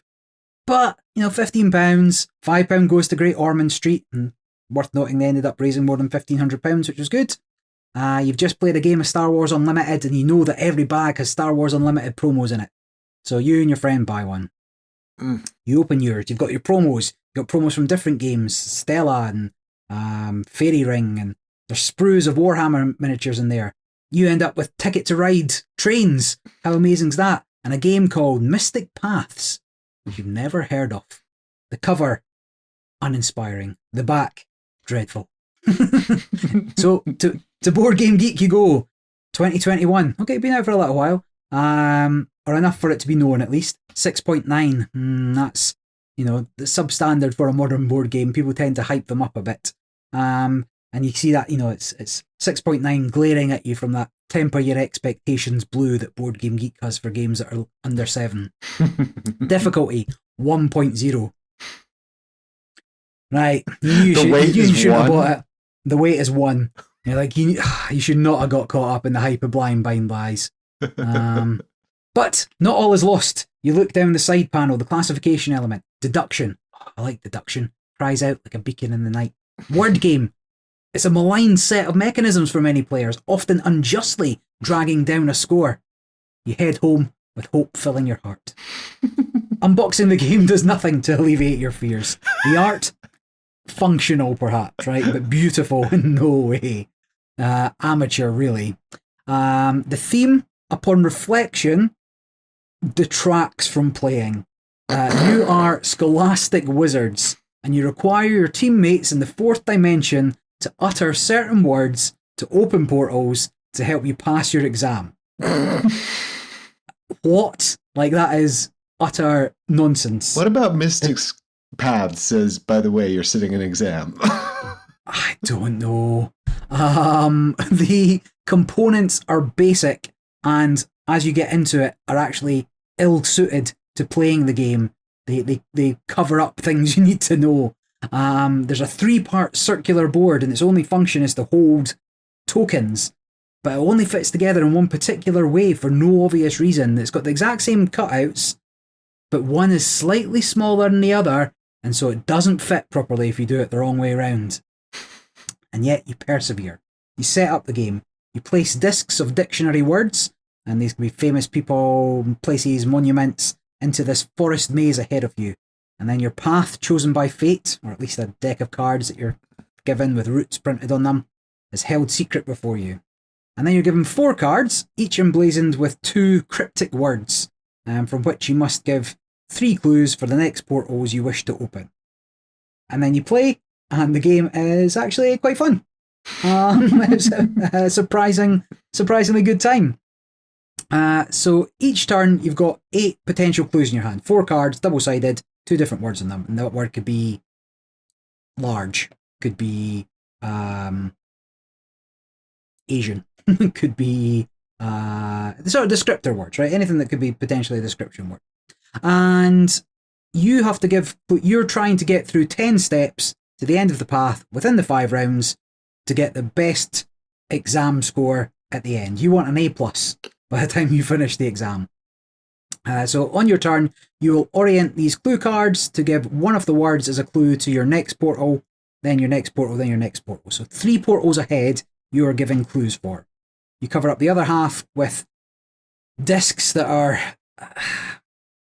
word art is the only way to describe them. They are not graphically designed fonts. They are very much somebody's hit outer glow on a word font for the number, but it's functional. Let's not worry about that. But then adding to your arsenal, you have tokens which allow you to indicate the clue you're given could be the opposite. So there's a cross, and so instead of large, you put the token down, not large. Boom. You've just described a squirrel. Brilliant. After giving your 3 clues, everybody else at the table has to guess what path you want to take. So the words are in this circular board, and there are links to each of the words coming off from the others. So the outer ones only link to 3, but the inner ones link to 5. I think the middle one might link to 7 or something. Is it 6? Yeah. So link to many more, twice as many. And you are trying to go... Picture like a cobweb with words at the intersections. Yeah, I'm a mystic path, some might say. It doesn't look like a path, though. It looks like ropes. It does not. I think it's awful. If your opponents correctly guess which word you're trying to move to, so you've given the clue not large, they've chosen squirrel instead of the Great Wall of China and the Empire State Building, right? So just a couple of landmarks. So squirrel is the obviously only thing there that is not large. So they've got that right. And then they go into the next clue, and then that leads you onto Gandhi. And you get that right. And then the next one they get wrong. And so you still have to give a clue for number 3 in the next round. but now you're given clues for 3, 4, and 5. You've done 1 and 2, now you're given clues for 3, 4, and 5. And your path's determined, as I said, by this card you get at the start that tells you the route you've got to take. So you've got 5 rounds to get to the end of a 10-word path. Then if you get to the end, you get a little trophy, which is worth either 2 points in the 4th round or 1 point in the 5th round. Add up your scores. If you get 11 or more on average, you get the best score. You get an A+ for your exam, and then depending on your point scoring, depends on how well you've done. So it is a cross between Codenames, Landmarks, if anybody's played that yet, So Clover, and even a little bit sort of Just One, because you're also got the clues you're given. You've got to make sure your opponents kind of know, not your opponents, your co-op teammates know what you're on about. I was given clues for like ugly, and it was the debate was whether it was mustache or beats, and then the next one was not classy or something, was it? And again, I was trying to direct them towards mustache, but and if you're at home with a mustache, I'm sorry. So you got to kind of know your teammates a bit for that. If you don't like any of the games I just described, or how I've described the game to play, you probably won't like this. If what I've said interests you, those are the kind of games you like to play, this game is probably for you, right? I've played it at 2-player, I've played it at 5 players, and in each of the games, people have said, actually, I quite like this more than Codenames, or I quite like this more than, this is a bit like So Clover, but I like this better. Or, downtime's a lot less, you get to do a lot more guessing in this game, it's a bit more fun. So, it is enjoyable, and I know it's a rare occasion for me to say I like a game, but this was a good blind buy. So there's a couple of caveats. First of all, 5 players, it's about 20 minutes a player, 25 minutes a player. It goes up to 6. That can be a pretty long game for what it is. But players should be discussing, they should be active at all points in the game, other than, just kind of trying to not give anything away when people are guessing your word. So it's relatively forgivable, right? People are engaged the whole time. It does drag a bit. I found it was dragging a bit at 5 players. The game is ugly as sin, right? It is not a good-looking game by any stretch. The tokens with the numbers on them, and even the ones with the words on them, it looks like they're using clip art, default font effects from Word. The wizards you use to go through the forest actively cover up the words. When you've got like 5 players on there, you're trying to be like, I need to know what that word is because I'm trying to describe it, but there's 2 characters on there and they've covered up the word. I'm just gonna straighten everybody up on the board and try and not give away the fact that's where you're going next. It doesn't, they're too big for what's there. It can also be a little difficult to remember the route the wizard's taken. So whilst paths can loop, you can't go directly back and forward.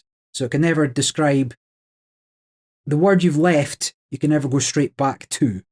And if you can't, but that can be a different turn. And there is a token you're supposed to leave to indicate it, but all that does is have 12 tokens on the board covering up words with the base. And it becomes even more impossible to kind of work your way through. Yeah, and that's kind of it. Overall, very happy with my purchase. Right, I got the Ticket to Ride trains, so I'm happy to just add that to my Ticket to Ride. Got some cool new trains. Got a bunch of promos that are pretty cool. The Sprues of Warhammer minis, could take or leave. And then this game's been a lot of fun. I would like a new edition that is somewhat better thought out, and it doesn't even need a theme, but if you're going to have a theme, make it a better theme and make it more functional, right? If you had just tokens that you left behind you, like breadcrumbs, for the trail for people to go through, and you could put down where you were based on just around the bottom of the words rather than covering up the words, that would be good. Mm-hmm. You can kind of tell it's a 2021 release because coronavirus is one of the words in there. That would never have made the cut in any previous year. I was just about to say as well, I'm looking here at the render that they've put together to advertise the game. So you can tell this isn't an actual photo of the game, but just the render. And there's just a whole ton of really weird choices. I don't know why there's fish. I don't know why it's a lake or a pond. I don't know why this is in a fantasy world at all when all the words are real world things. It'd be better if you were hackers trying to guess passwords or something. It doesn't make That was the one I came up with. It doesn't make any sense. Straight away, I was like, yes, make it that. I'm like, you're like Mystic Paths, but actually you're not even Mystic Pathing. You're trying to cheat in an exam. And then the first word I see when I open up this render is elves, and then I see Forbidden City, and I'm like, that's kind of fantasy-esque. And then I see paint, wigs, and hot pockets, and I'm like, this is just nonsense. This theme is completely baffling. I'm sad the rules aren't online for me to do it. So there's a little story at the start, and it's talking about how you must reach across the fourth dimension to people in the real world to say the mystic words that open up the paths for you, the portals for you to go through. And it's like, what were you on when you came up with this? Like, there are 1,000 themes that would have worked, and no theme would be better than what you've gone with.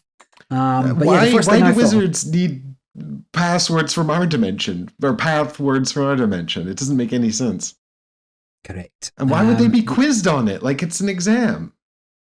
Well, they're trying to move through the portals to get to the end and pass their wizarding exam. It's so odd. Yeah, it's so odd. Don't worry about it is the answer. Yeah. One little bonus of the game is there are a number of spare word tokens. They're not really designed to be dry erase, but they are dry erasable, and you can put your own words on them. So if you wanted to, and you can mostly fill the grid with these extra tokens. So if you were a particularly creative bunch, you could come up with your own words and do that. Oh, fair enough. But yeah, overall, really fun word party game. Super happy with it. And I went to IKEA the next day and bought a Lazy Susan, so you can actually rotate the board around so you know what way your path's oriented, because it can also sometimes be a little bit tricky you're doing this to try and figure out what way you've gone. Well, I have a copy of, you mentioned landmarks, and I have a copy I haven't got to the table yet. Should I get it to the table? I kind of like landmarks. I can see a couple of problems with it, but I think it's a good game of landmarks is a good game. But you could have a couple of duff games. So, yes, get it to the table and just fingers crossed that they're good ones. I don't know if I'm just reading the blurb from BGG here for Mystic Paths, and I don't know if this is the same one in the rule book. It says, a journey of telepathy. You've been transported to the eternal forest, an ancient forest not of this world. Armed with only your wits and a map, you will attempt to successfully navigate the mystic paths to the end. But your progress is blocked by sealed portals. These may only be opened by specific magic words that you are forbidden to utter. In this deductive game, strategic communication is key. Reveal word clues to your teammates and hope they speak the magic words for you. Magic words like hot pocket, giraffe, and coronavirus. The most magic of words. You have to try to imagine as well that you're simultaneously a wizard lost in a magical forest trying to pass a wizard's exam, and also an interdimensional person who lives on Earth who has to communicate with other wizards like the one that you're playing as. It's a baffling choice. Like hackers trying to exchange code words or spies trying to exchange code words. I mean, obviously that's like code names, but that's fine. Yeah. It works. Hackers stealing passwords, spies exchanging code words. Any of those would have been better. All right. I'm going to talk about a game that you can currently buy, but only by risking your capital. That's right. It's crowdfunding. Crowdfunding time. So I don't usually do prototypes when I get involved in crowdfunding campaigns at all these days. If I do, it's usually to do gameplay demonstrations or rules videos. I'm pretty strict about that. Now, we did do the final Titan prototype, and now I've got a new prototype. I tend to limit these to the podcast. So I'm going to talk about my experience playing Terrorscape 2. Now, this I was quite happy to take on because it didn't look that distinct from the first game. It distinct enough to investigate, but not so distinct that I didn't know what to expect. And I liked the first game. So I felt like I would probably have a positive reaction to Terrorscape 2. It was, of course, a huge Kickstarter campaign, the first one, with a bunch of expansion content and things like that. I've not explored any of the expansions. I've only got the core game. It is quite difficult, actually, to find the content now. And So getting it through these sorts of crowdfunding campaigns or at a convention, if ICE makes the publishers at the convention, that is probably the best way to acquire it. But I guess it's worth noting that I was given a demo copy of the original Terrorscape by the publisher, and this is a prototype also sent to me by the publisher. So this is designed by Jeffrey CCH. The artists are Arepko, Roxy Dye, Samuel Horowitz, and Maciek Janik.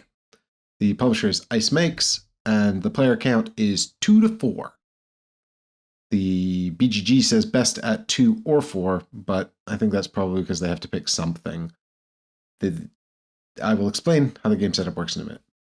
The time to play is 30 to 45 minutes according to the box. In my experience, it's 60 minutes, give or take 20, based on player count and familiarity. The weight is 2.3, which means it is in the ballpark of 7 Wonders, which is a 2.31, and Catan, which is a 2.29. This is nothing like those games. This is a one versus many game. So one player will play as what are collectively called a killer, and they will be playing against everyone else who are the survivors. There will always be 3 survivors, but if you're playing a 2-player game, one person controls all 3 survivors, and if you're playing a 4-player game, each player controls a survivor. The game is short enough and light enough that I suppose it doesn't really matter that you could have one person doing the same thing as 3, or 3 people each doing the same thing as 1. I have only played this at 4 players because every time I bring it to the club, everyone wants to play it. They're like, oh, the game with the house. You know, it's got an incredible table presence, you know, and it's also a theme that's not super common. I think horror board games is probably the hardest genre to deliver on because how do you make a board game scary? It's really, really difficult.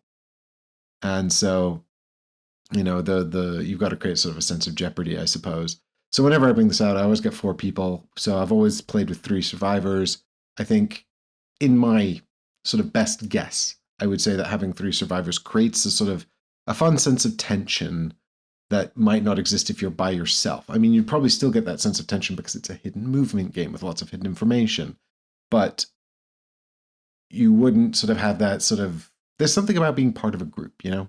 A vibe that comes out of being part of a group. When people are relying on you to make good decisions, I suppose.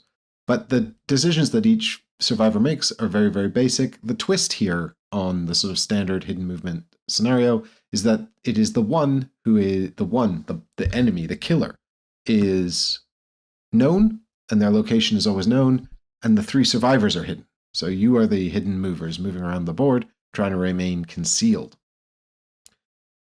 There is a mechanism that is introduced in the first game, in fact, almost immediately. One of the killers in the first game, the tutorial killer, so to speak, doesn't have this mechanism, but it's immediately introduced afterwards called stealth, where the killer can also hide their movement.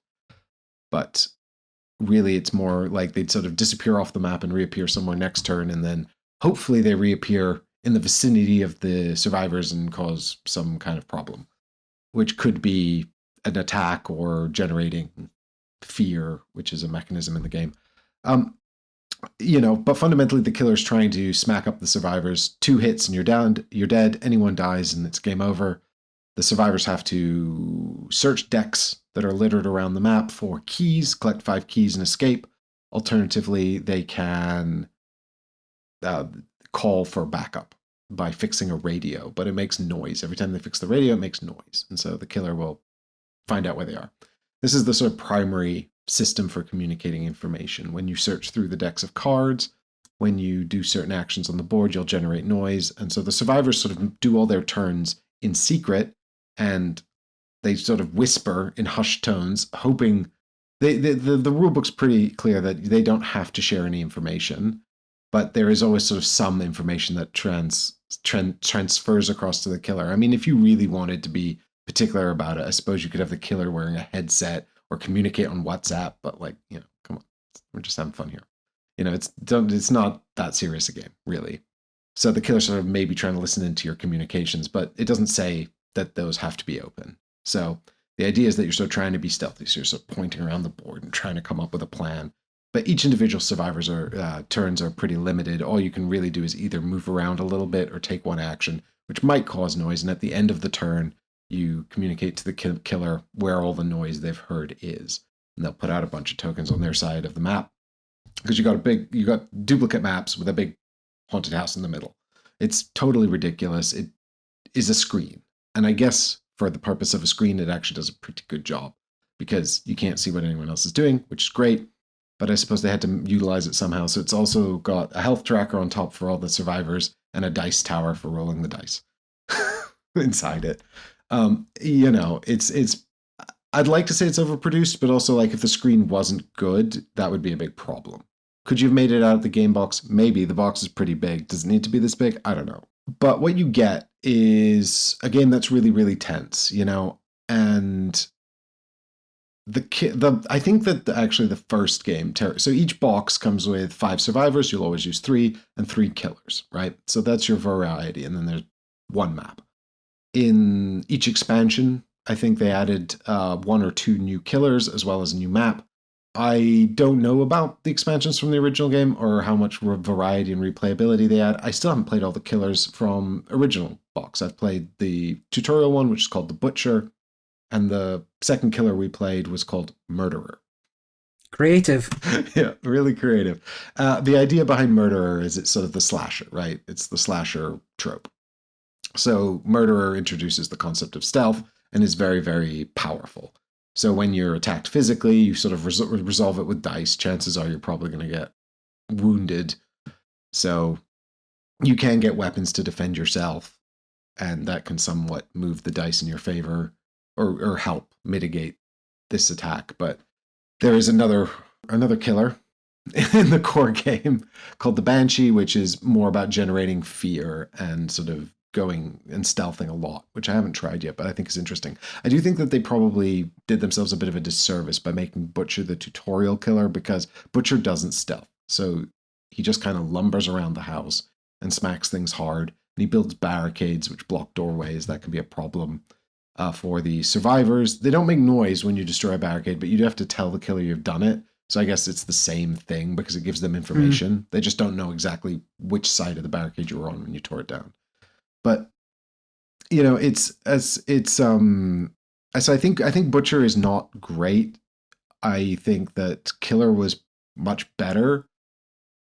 I did think that in both cases the survivors did very well, and the adversaries seemed to have some trouble gaining enough information to really come at us, but we still had a big sense of threat. So even if I don't know how the adversarial players necessarily felt fully, but they enjoyed it. They had a good time. They didn't dislike the game, but I was a little concerned they didn't have enough mechanisms for gathering information. Now, there is quite a good mechanism called Sense, because the board is divided into 3 zones, and Sense allows you to check a zone. So you can say, are there any survivors in the red zone? And then the survivors have to tell you. There is one survivor, though, in the core box who doesn't have to respond positively. So you'll never sense them no matter where they are. And I think that survivor might be an auto-include. They're so useful. And so it feels like in the second box, what they've done is they've sort of made these asymmetrical powers a little bit more interesting and a little less obfuscatory. Having said that, in my 2 plays of Terrorscape, the survivors always won. In my 2 plays of Terrorscape 2, the killer always won. So have they balanced it totally? I'm not sure. Does it need to be fully balanced? Also, I don't think so. I think it's kind of fun enough. Like, even though the killer won both games of Terrorscape 2, we still had a really good time, and nobody felt like it was unfair or they didn't enjoy it. So take from that what you will. It's sort of light anecdotal evidence, and it would take much more plays to really pan out that. The other thing is, like, it's Terrorscape 2's rulebook isn't final yet. But I think, what I'm going to do is I'm actually going to give you a high-level overview on whether I think Terrorscape 2 is worth getting, and particularly if you own the first one or if you don't own the first one. And then I'll go into the actual changes for people who do own the first one and want to know what the specific differences are. So fundamentally, I think actually Terrorscape 2 might be, if you're just looking at the sort of the game mechanisms, and it's the game mechanisms that intrigue you, I think you could probably go straight into Terrorscape 2. It is more complex and it adds additional mechanisms, but I think given that Butcher's kind of dull and you're going to play Butcher like one time and probably not be that interested in playing it again, unless you're the kind of person that really likes banging their head against a challenge till you can try and solve it. I just don't think Butcher's very interesting. I think that Killer or Murderer was much more interesting, and I think Banshee looks interesting. But Terrorscape 2 offers 3 killers out of the box, and the only one I've seen is interesting, but it is a more advanced jumping in point. So I suspect that all 3 are going to be fundamentally more interesting than Butcher, right? If you are looking for a much more accessible game because you have a much lighter group or some of your group are not hobby gamers, then maybe Terrorscape 1 is a better starting point. However, I think probably the bigger deciding factor is really what vibe you want, because Terrorscape 1 is haunted house and, the Texas Chainsaw Massacre guy, the slasher guy, and ghost, right? So if sort of traditional slasher horror or spooky haunted house horror is your vibe, that delivers on that. Terrorscape 2 is sci-fi horror. So you've got the ice base from the Thing. It's the sort of abandoned research facility, and the 3 killers are a little robot that's gone haywire. I don't really know its story because it's not in the set. So I don't know if the little robot guy is supposed to have like a virus vibe, because that sort of had that sort of trapped in a facility and robots vibe. But it was also like sort of zombie robots converting humans into alien entities. Or if it's just kind of like haywire robot, sort of deranged machine. But it looks way too cute for that. It kind of looks like a sort of more complex Mars rover. So I don't know what that's about. The other enemy is like the parasitoid or something it's called. It's the Thing. I didn't get to play with that either because it's not in the box. What I got to play with was Orion, who is the Predator. It's the Predator. Mm-hmm. And it's got literally... It is legally distinct Predator. It's got the arc knife on its arm. It's got the guided harpoon that it throws. It doesn't have the shoulder gun, but that's probably because that would be almost impossible to defeat. It's got cloaking, and it's got sort of sensor that goes out and senses things. So we played with the Predator in the ice base from the Thing, and it was really good. It was really great. The killer felt very thematic. And so I think if you have a strong preference around theme and what movies you want to try to evoke, this is going to be your sci-fi horror stuff, and the original is going to be your haunted house stuff. There are a number of expansions available for both, but actually I think you can play any expansion with either core set. So there's no obligation to own both core sets. And at least the killers and the survivors are all cross-compatible. If you're using a specific map from the core games, you have to use the sort of the cards and the mechanisms that come with that map. So you can't but I mean, so you can't the extra rules mechanisms in the second core set are not backwards portable. Yeah. But I think, like fundamentally, it's really fast. It's relatively light. It's so easy to swap around roles. It's pretty tense. I do really like Terrorscape. I've had a really good time every time I've played it. It just does sort of... Hidden movement is so hard to do. And, like, I really like hidden movement. But, Letters from Whitechapel is so long. It's so long. And even... I think it's just called Whitechapel, which is like the pared down version, is still really long. And also, if the cops aren't having like a good time, it can be very frustrating. Like almost like I've seen the people playing that with me, because I'm really good at it when I'm the Jack the Ripper. They just get so frustrated because they're like I might be over there sweating bullets because they're on top of me. And I'll just keep a deadpan face, and they can't read anything, and they're just getting so frustrated. And so it's like, it's too long. Like, that level of frustration is only tenable for so long. Scotland Yard I can't really speak to because it's been too long since I think it was very simple. No, I've played that quite a lot. Yeah, it's quite simple. Yeah. But and then Sniper Elite's the other one, but I don't really rate Sniper Elite. I've talked about it enough. This does it really right. I really like it. I really like the hidden movement stuff. I like that both sides do engage in hidden movement. I think that I'd not had a chance to play the killer until Terrorscape 2. So I only played the survivors for Terrorscape because I wanted to give the group an opportunity to play the killers if they wanted to, and they all wanted to.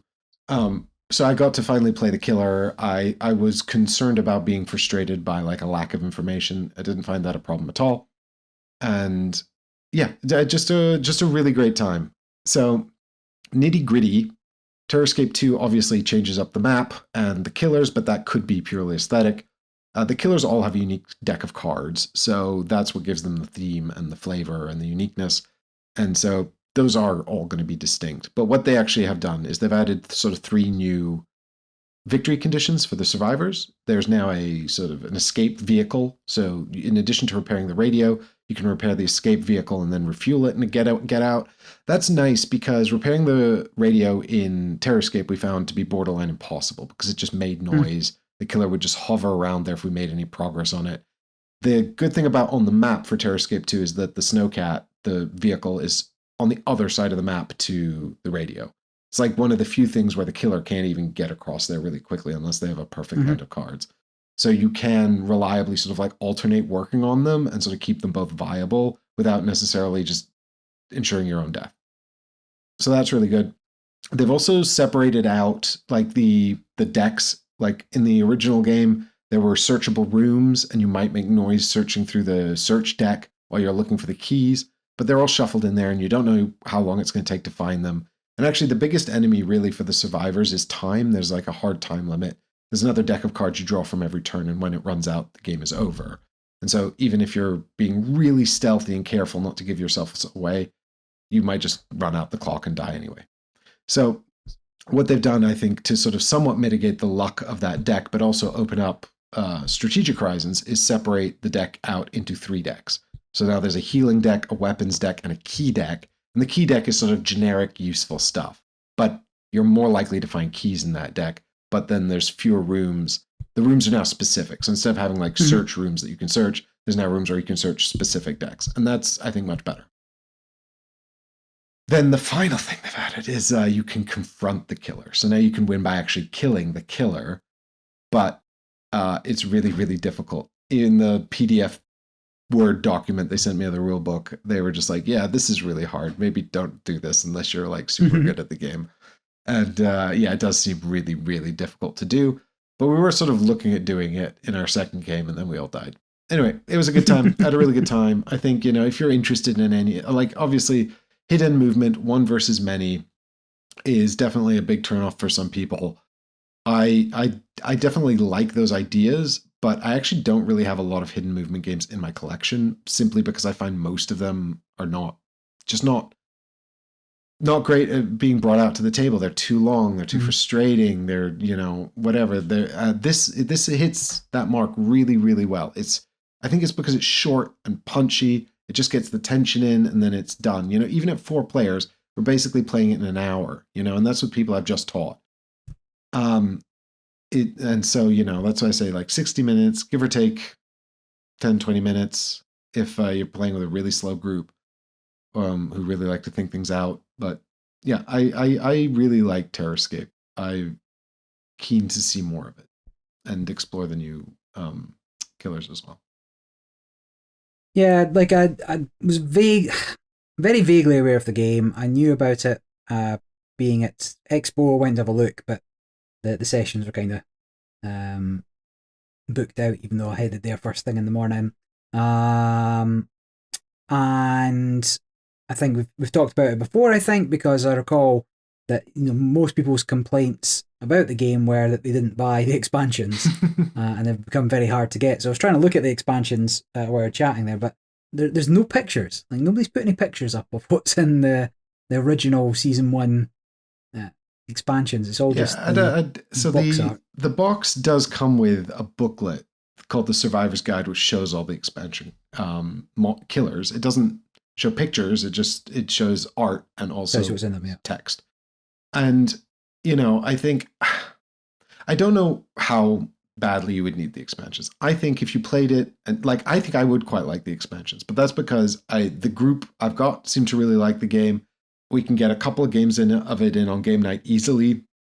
And I think, a lot of the variety and replayability is going to come from swapping the killer around. And I don't know how much versatility the maps have. Oh my God, I started talking about the differences between the two, and then I just talked about the new victory conditions and stopped. So let me get back to that point. But I feel like maybe the I feel like maybe the limited design scope of the first game might not have led to the different maps being interesting enough or distinct enough. Okay. I don't know if they introduce additional mechanisms. I looked at some of the expansion boxes on the original Kickstarter page, and they did seem to add some additional mechanisms, but they were largely new external factors rather than, say, built into the map. So that's one of the things about Terrorscape 2 is now there's a few simple changes, like now there are one-way doors. So you can only go one direction, except the killer can go both directions. And also you can get ropes that turn them into bidirectional entrances for the survivors. And what's cool about that is you don't have to tell the killer if you've put a rope down. So they're trying to work out where you've gone, but maybe you used a rope and they didn't know about it. So that's kind of neat. I mean, I think as a light party game sort of vibe, you probably don't need the expansions. I mean, you'll know if you play to want the expansions. Yeah. I think if you get the original core set, you probably do, though, because I can't see Butcher being really entertaining for very long. And then I think Banshee's very specific because Banshee's all about being hidden and doing fear. So it's quite like atypical. And so Killer is probably the most sort of typical murderer in the OG box. And I do think you'd probably, want to see some variety before too long. I just hope that those expansions are relatively well balanced. I do think as well, like, it's, sort of about like, it's a shame because a lot of the classic monsters, like Werewolf, is gatekept in one of the expansions, So it would be nice to see, if you like that sort of classic gothic horror stuff, the expansions are where you're going to find those monsters. But I'll probably pick up a few of the expansions for Terrorscape 2. Personally, I'm excited about Wendigo because I like Until Dawn.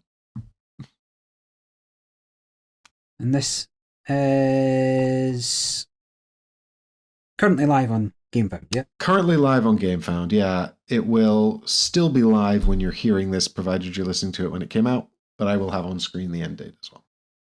Yeah. Well, I can tell you, it ends 26 days. I'm not doing the math on that. Sometime early mid-October. No, it looks good. Like, I've not played it. I need some new Halloween games. Like, Halloween time is going to be Mansions of Madness and maybe some Boop. But I don't think I have a lot of sort of spooky games in quite this field in this. It's a tough genre because it's just so hard to make scary board games. So very often you wind up with horror themed games that are just like kind of like dungeon crawlers or something, Yeah. And Cthulhu doesn't 100% cut it. It's not like Arkham Horror. The card game is going to be a fun Halloween game. It's hard to get a sort of a group involved in that. And I guess one of the drawbacks of this is that it is only 4-player. It would be nice to, I suppose, have like lots of survivors running around and maybe like an elimination mode or something. But I guess the other thing that the few things that are worth mentioning just before I put the nail in this one is there is a separate ways mode where the survivors are not in a team. I haven't tried it. I haven't been tempted to try it, but you could try that. See if that's fun. I guess that opens up doors to leaving people behind. And then the other thing is, like, I think, people who've played this, and if they like hidden movement, if they like one versus many, I think their biggest criticism would be that it doesn't feel like each individual survivor has very much going on. It's a fair criticism. You have very few actions to do as an individual survivor. And very often, the sort of survivor turn is sort of silently planning, and it would be very easy to alpha game if you play with those kinds of people. Although, albeit, it would be quite hard to get into an argument without ruining the whole game because the killer's watching you the whole time. But so a heads up about that. I've not found that to be a problem. I like how sort of limited our options are and how quick it is. A lot of it is sort of bluffing and double bluffing, do we think that the killer will think we went to the obvious place, or do we think that they'll think that we didn't and then we should, is the poison in the cup in front of me kind of thing. I like that. I think it's fun. It doesn't need to be more complicated. No, just scrolling through the campaign, like I'm looking at the iBot. If you think that looks cute and friendly, no, that's says more about you than it does about it. Well, to be fair, I've only seen actually the picture in the document they send me, so let me go have a look. I want to see it now as well. It's quite a spindly spider with saw blades and spiky feet. But interesting, programmed actions. That could be interesting. Oh, that's really interesting. The killer has to program their actions. Yeah. Oh, that's fun. And the parasitoid turns people into killers. So yeah, I mean that of course it does. That's awesome. Yeah. I think that'll be really fun. Albeit, I think with only 3 players, that's going to be quite difficult. They also added in this thing where you have to use glasses to look at information. Like red tinted glasses to. Yeah, red and green tinted glasses to sort of reveal secret information for the final showdown. I appreciate the inclusion of the novelty nonetheless. I bought. That's creepy. That's actually like a weird spider. I didn't know it had a human face. No, that doesn't look like the one I saw. The one I saw looked more like a Mars rover. I don't know. Maybe I'm just looking at the wrong thing. Yeah, like I'd like to play it, but I don't think I've no space for it. A lot of boxes. Yeah, I mean, I guess that's the other thing. Like the core box is large. You can see here, I've got it on the table with me, and it's a large box for what amounts to sort of a relatively light game. Now, one of the nice things about the box is that the trays are actually pretty good, and it's quick to set up and tear down, which I appreciate for a relatively light game. However, It is a big box. Now, they did offer a storage solution through the campaign, which fits everything in it, but then I think it's probably too big to travel, and that sucks because this is not the kind of thing where I'm like, everyone come over, we're going to play Terrorscape all day long. No. This is like a sort of a game night during the week, or, something you play quickly before you get into your meat of day gaming, It's not, I mean, could you spend the whole day taking turns playing Terrorscape? Yes. If you had enough content, would that be good? Probably be quite fun. But I do think people would probably after maybe like 4 games back to back be like, can we play something a little bit heavier now? Fair. I'm looking at it. It's a full Calax size box if you want the deluxe. Yeah, that's too big. Agreed. Alright, seems good. Yep, I like it a lot. Right, well, in an unusual twist of events, and no spoilers if you listen to the end of the last podcast, the other game I want to talk about is Leviathan Wilds, and this is another game that I quite liked. So 2 games on the trot, unheard of. But Leviathan Wilds is from Mooncrab Games, designed by Justin Kempinen. He's the former designer and manager at CMON and at Fantasy Flight Games. Artist on it is Simon R. Shimota. And he's done a bunch of stuff, but the style for Leviathan Wilds isn't particularly the same as everything else he's done or along those lines, so you might not recognise it, but the art is very evocative and nice for what the game style needed. If you've not heard of Leviathan Wilds, it is a 1 to 4 player cooperative action point game where players are working to heal corrupted leviathans roaming their world. I don't know if that world ever gets a name, but just imagine on alternative reality. There was no lore book. It's outrageous. There is a bit of story within the cards, but I was about to say just enough story to make me have some feels, but not enough story to illuminate me as to what is necessarily going on. All of the characters have a backstory that gives you some sense of the world, and then the art and the situation sort of do the rest of the lifting. But I thought it was evocative enough. I didn't feel like, what is this world? I felt like, I would like to know more, but I've got a sense of it. I'd rather an Earthborn game set here than an Earthborn. Anyway, the Leviathans... Earthborn doesn't have big enough monsters. Nah, needs more. Giant creatures. But yes, within this world, we're working to heal these corrupted Leviathans, and the Leviathans themselves form this point-to-point grid map upon which there are these corrupting crystals which need to be destroyed to help them heal and to win the game. Now, different parts of their bodies represent different dangers. Some will be harder to grip onto, some will damage you, probably spiky or whatever. There are mushrooms growing on their body and you can eat them for one-time bonuses, just like in real life. And as players, you are climbers who have sort of volunteered from this organisation to try and heal these behemoths that are wandering around. One of you is a criminal that's been forced into serving. Very claustrophobia. But to play the game, you'll take your character and a chosen profession, and you will get cards that go into a deck. And then each turn you're going to be able to play a card either for its action point. Each turn you must play a card for its action points if you have one. And you use those action points to move around the Leviathan and strike at the crystals until they're destroyed. Once you've destroyed all the crystals, then the Leviathan's healed and you'll win the game. But each card has dual function, in addition to the action points, which give you your basic actions of moving, hitting, healing.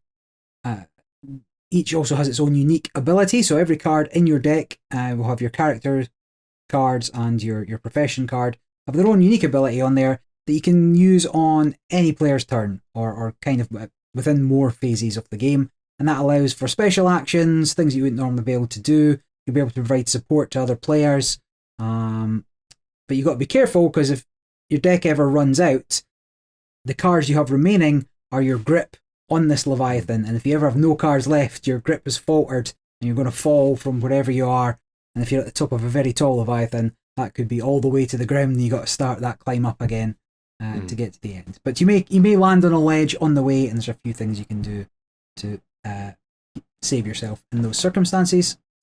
The Leviathans themselves they're not just passively letting you heal them. Like, the fact you have to form this team to go and heal them is because they do cause trouble within the world.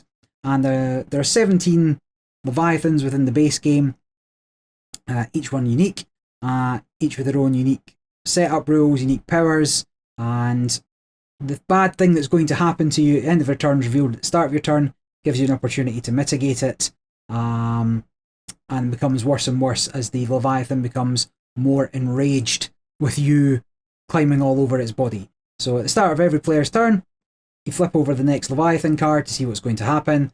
Some things trigger immediately, but most will trigger at the end of your turn, and you have to avoid it. So if the Leviathan's decided that you are in a little bug on its shoulder and it's going to swat you away, then you have to make sure you're not there by the end of your turn, or else you're going to take damage until you eventually can't do no more, or you've got to get out of the way and survive to keep going. That's it. Like, just to say, like, the actions you can take are things like climb, jump, glide, strike, play cards. That's not an action point. You can use mushrooms for extra abilities, and each main Leviathan has 10 crystals that you have to destroy to win. Yeah, so it sort of does this clever thing where it couches most of the movement and the actual act of destroying the crystals within the actions you have to take on your turn. But then all of the actions that you would do on your turn appear as abilities on cards, and playing the cards for their abilities is an anytime thing you can pretty much do at any time, including like right before resolving a Leviathan attack or something like that. So it makes these cards super versatile, and it gives the game a real sense of dynamism, which is pretty much exactly what you want, because thematically you are lunging, climbing, diving around on this giant monster, which is presumably moving around and doing its best to dislodge you. You know, you've got this hand of 3 cards, and that's all you get in your hand. You can get more if you have card draw, but it's very rare. It depends on the class and type of character you are. But typically you'll have 3 cards in hand when you're at your strongest, and you have to sack off 1 for its action points on your turn to gain those action points. You can, if all 3 cards have useful abilities, play them all on other people's turns, and then you won't have a card on your turn to play at all. You'll just get 2 measly action points. You have to do your best with that, because if you have no cards in hand, that's what happens. And it's a sort of a game of like deck management and using your cards at the opportune moments and managing your health as well, because that's the main way you're going to actually get killed, is you've got this health track, which is like 8 or 10 hit points. If that runs out, you're done. But then the Leviathan is also causing corruption, which basically just ticks up the bottom of the track, so it gets shorter and shorter, and you can't really heal corruption. Like there is a class that does it, but it's really difficult to do normally. So it's pretty tense, and it's just tense hand management and deck management. Definitely blights how you lose. So this corruption mechanism that just functionally reduces your maximum number of hit points as you go along, and it's almost impossible to avoid entirely. By striking some crystals, you will gain this blight that pushes up this track, and the Leviathan's attacks themselves are going to start doing it, and you're going to have to manage that as best you can. It puts a really strict timer on it. There's no way you can just faff about forever, because that will keep going up eventually. No, it is. It's 100% a game of efficiency. Because the core thing is the timer, right? You've got this track of 5 attacks, and they're all double-sided. They've got a banal. They've got a peaceful, a less bad version, and then the enraged version, which is super angry. And every time each card is revealed at the beginning of a player turn and resolved at the end, so you have some chance to react, unless it's got the keyword swift, and then it immediately screws you. But once you play, every player's turn is one card, and once you play through all 5 cards, the creature enrages somewhat and resets them in a random order. So you can learn its attacks, which is great, and I really like. But it becomes unpredictable, and of course the order is unpredictable, and the enraged abilities might be one. They're scaled up, but you might not have entirely seen those yet. But it's really a case of using your abilities to move around as quickly as possible and determining, is it worth backtracking, i.e. falling down the monster or moving to an inopportune position to avoid the most severe attacks that might be coming your way. Yep.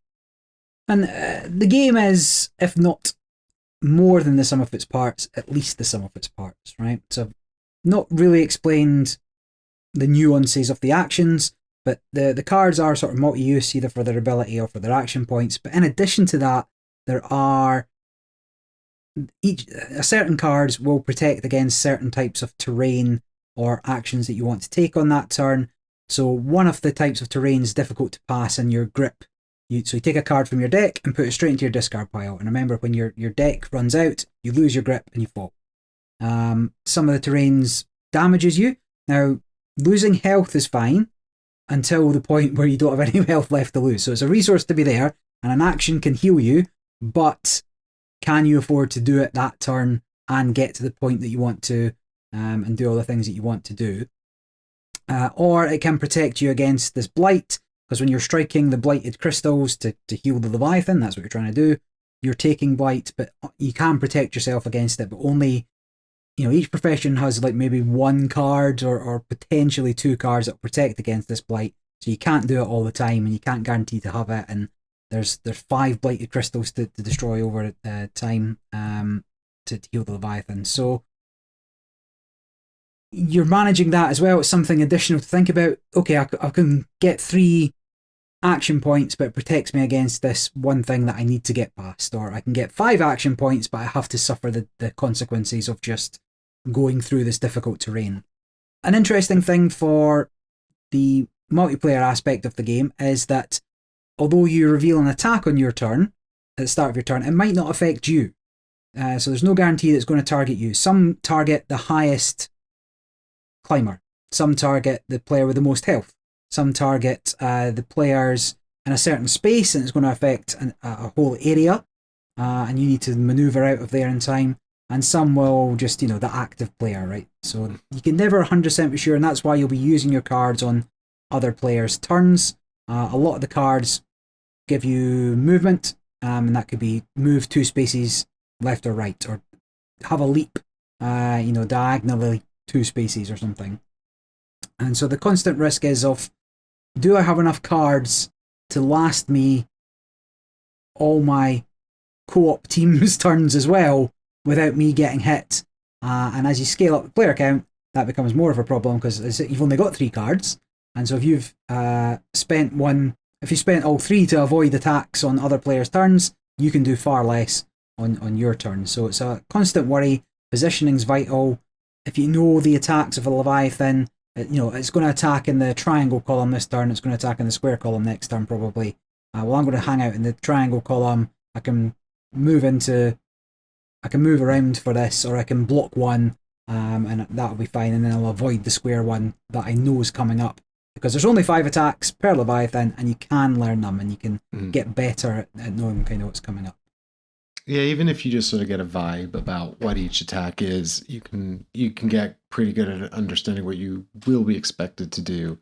And I've been playing two-handed, so there's a solo variant, and I'll talk more about this later. But the point is, I've been playing solo, but I've been playing as though I'm 2 people, and it does go up to 4. And I'm interested to hear your experience playing at higher counts. But each character and class has like 3 sort of stats, which are just a broad summary of what to expect from them. And it's mobility, which is how quickly you can get around and traverse the more difficult aspects of climbing. There's strength power, which seems to be largely just about how much damage you can do and at what range and how protected you are from the corrupted crystals, for example.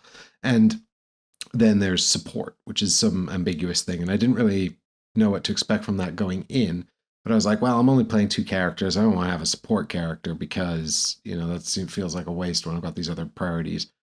So, but what I quickly realized was support is really about cards that refer to any climber, Yeah. And that means it's something actually that might allow for mobility or might allow for power, but that your character can play on any character. And I really undervalued that on the first Leviathan. And then on later Leviathans, I came to really value the support cards because, like you said, where they're attacking and what they're affecting it's not unpredictable. You actually see it all. You could perfectly predict it, except that the order is random. So you don't entirely know when you might need a clutch maneuver or something like that. And so this sort of planning of when to use the cards and who to affect it's really tasty. It's crunchy, and the support stuff is really, really useful. Yep. And so each character and class have their unique mechanisms or things that they're stronger in. There's a whole bunch of tokens that just applies to one one deck of cards or one character.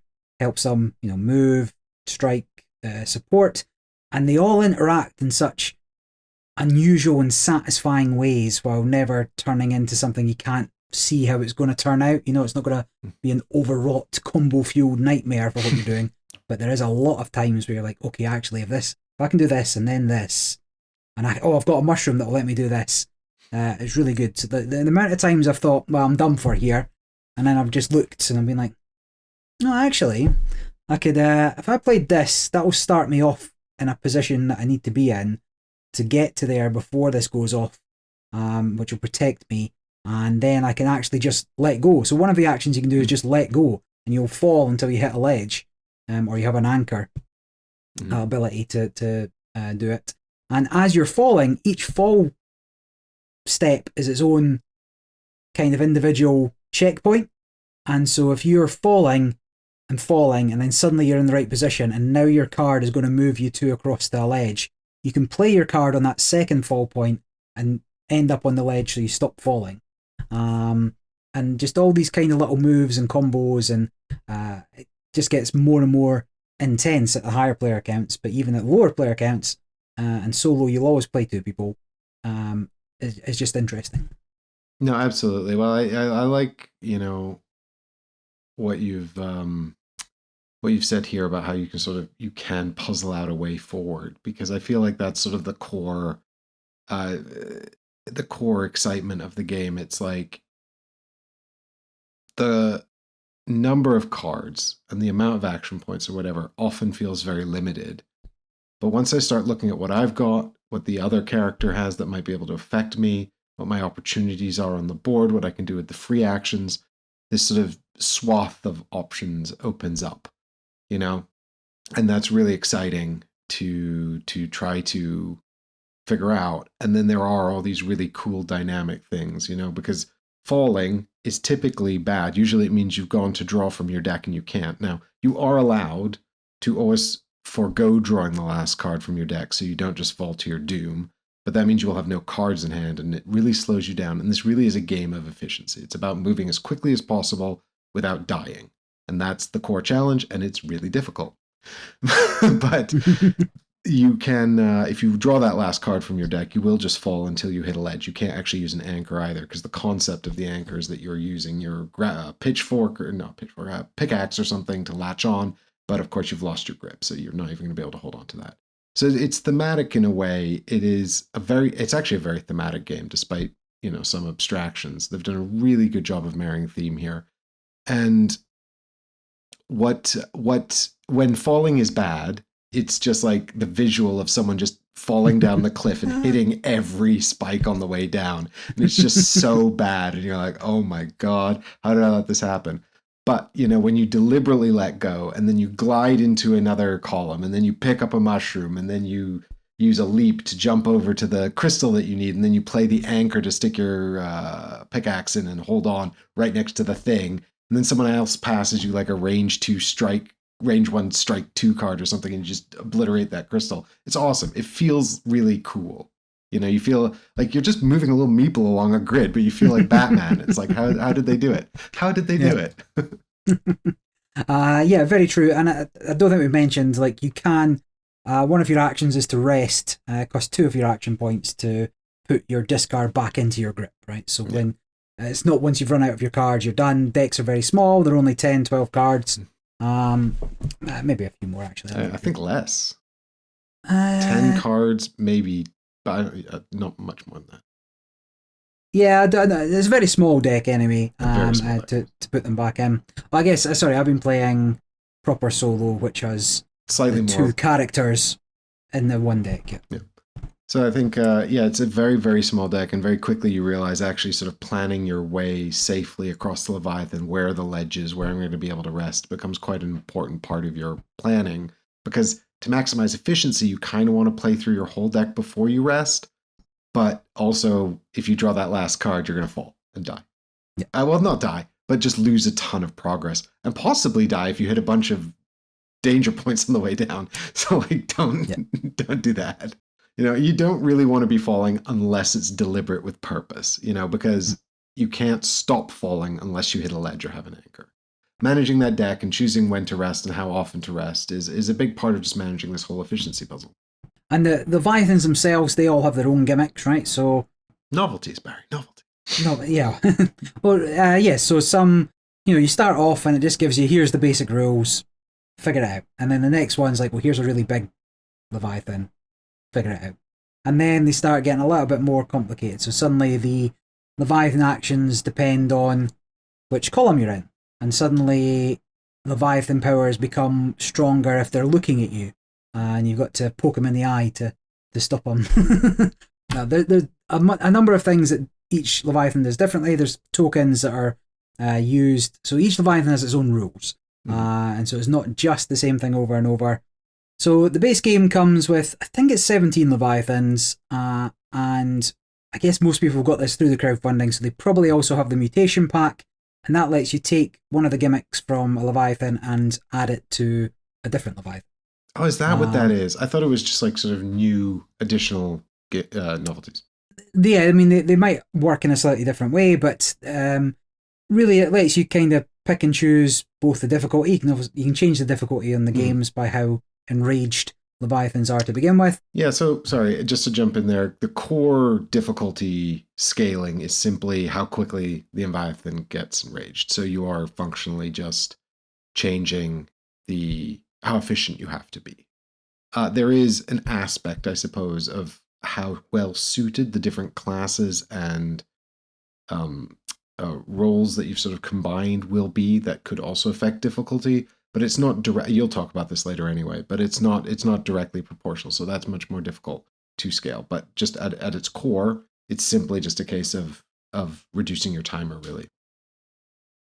Yep. And then again, because this crowdfunding campaign's gone twice, there's now an expansion, and there's another 7 new Leviathans which add their own slightly more advanced rules, really, to the game.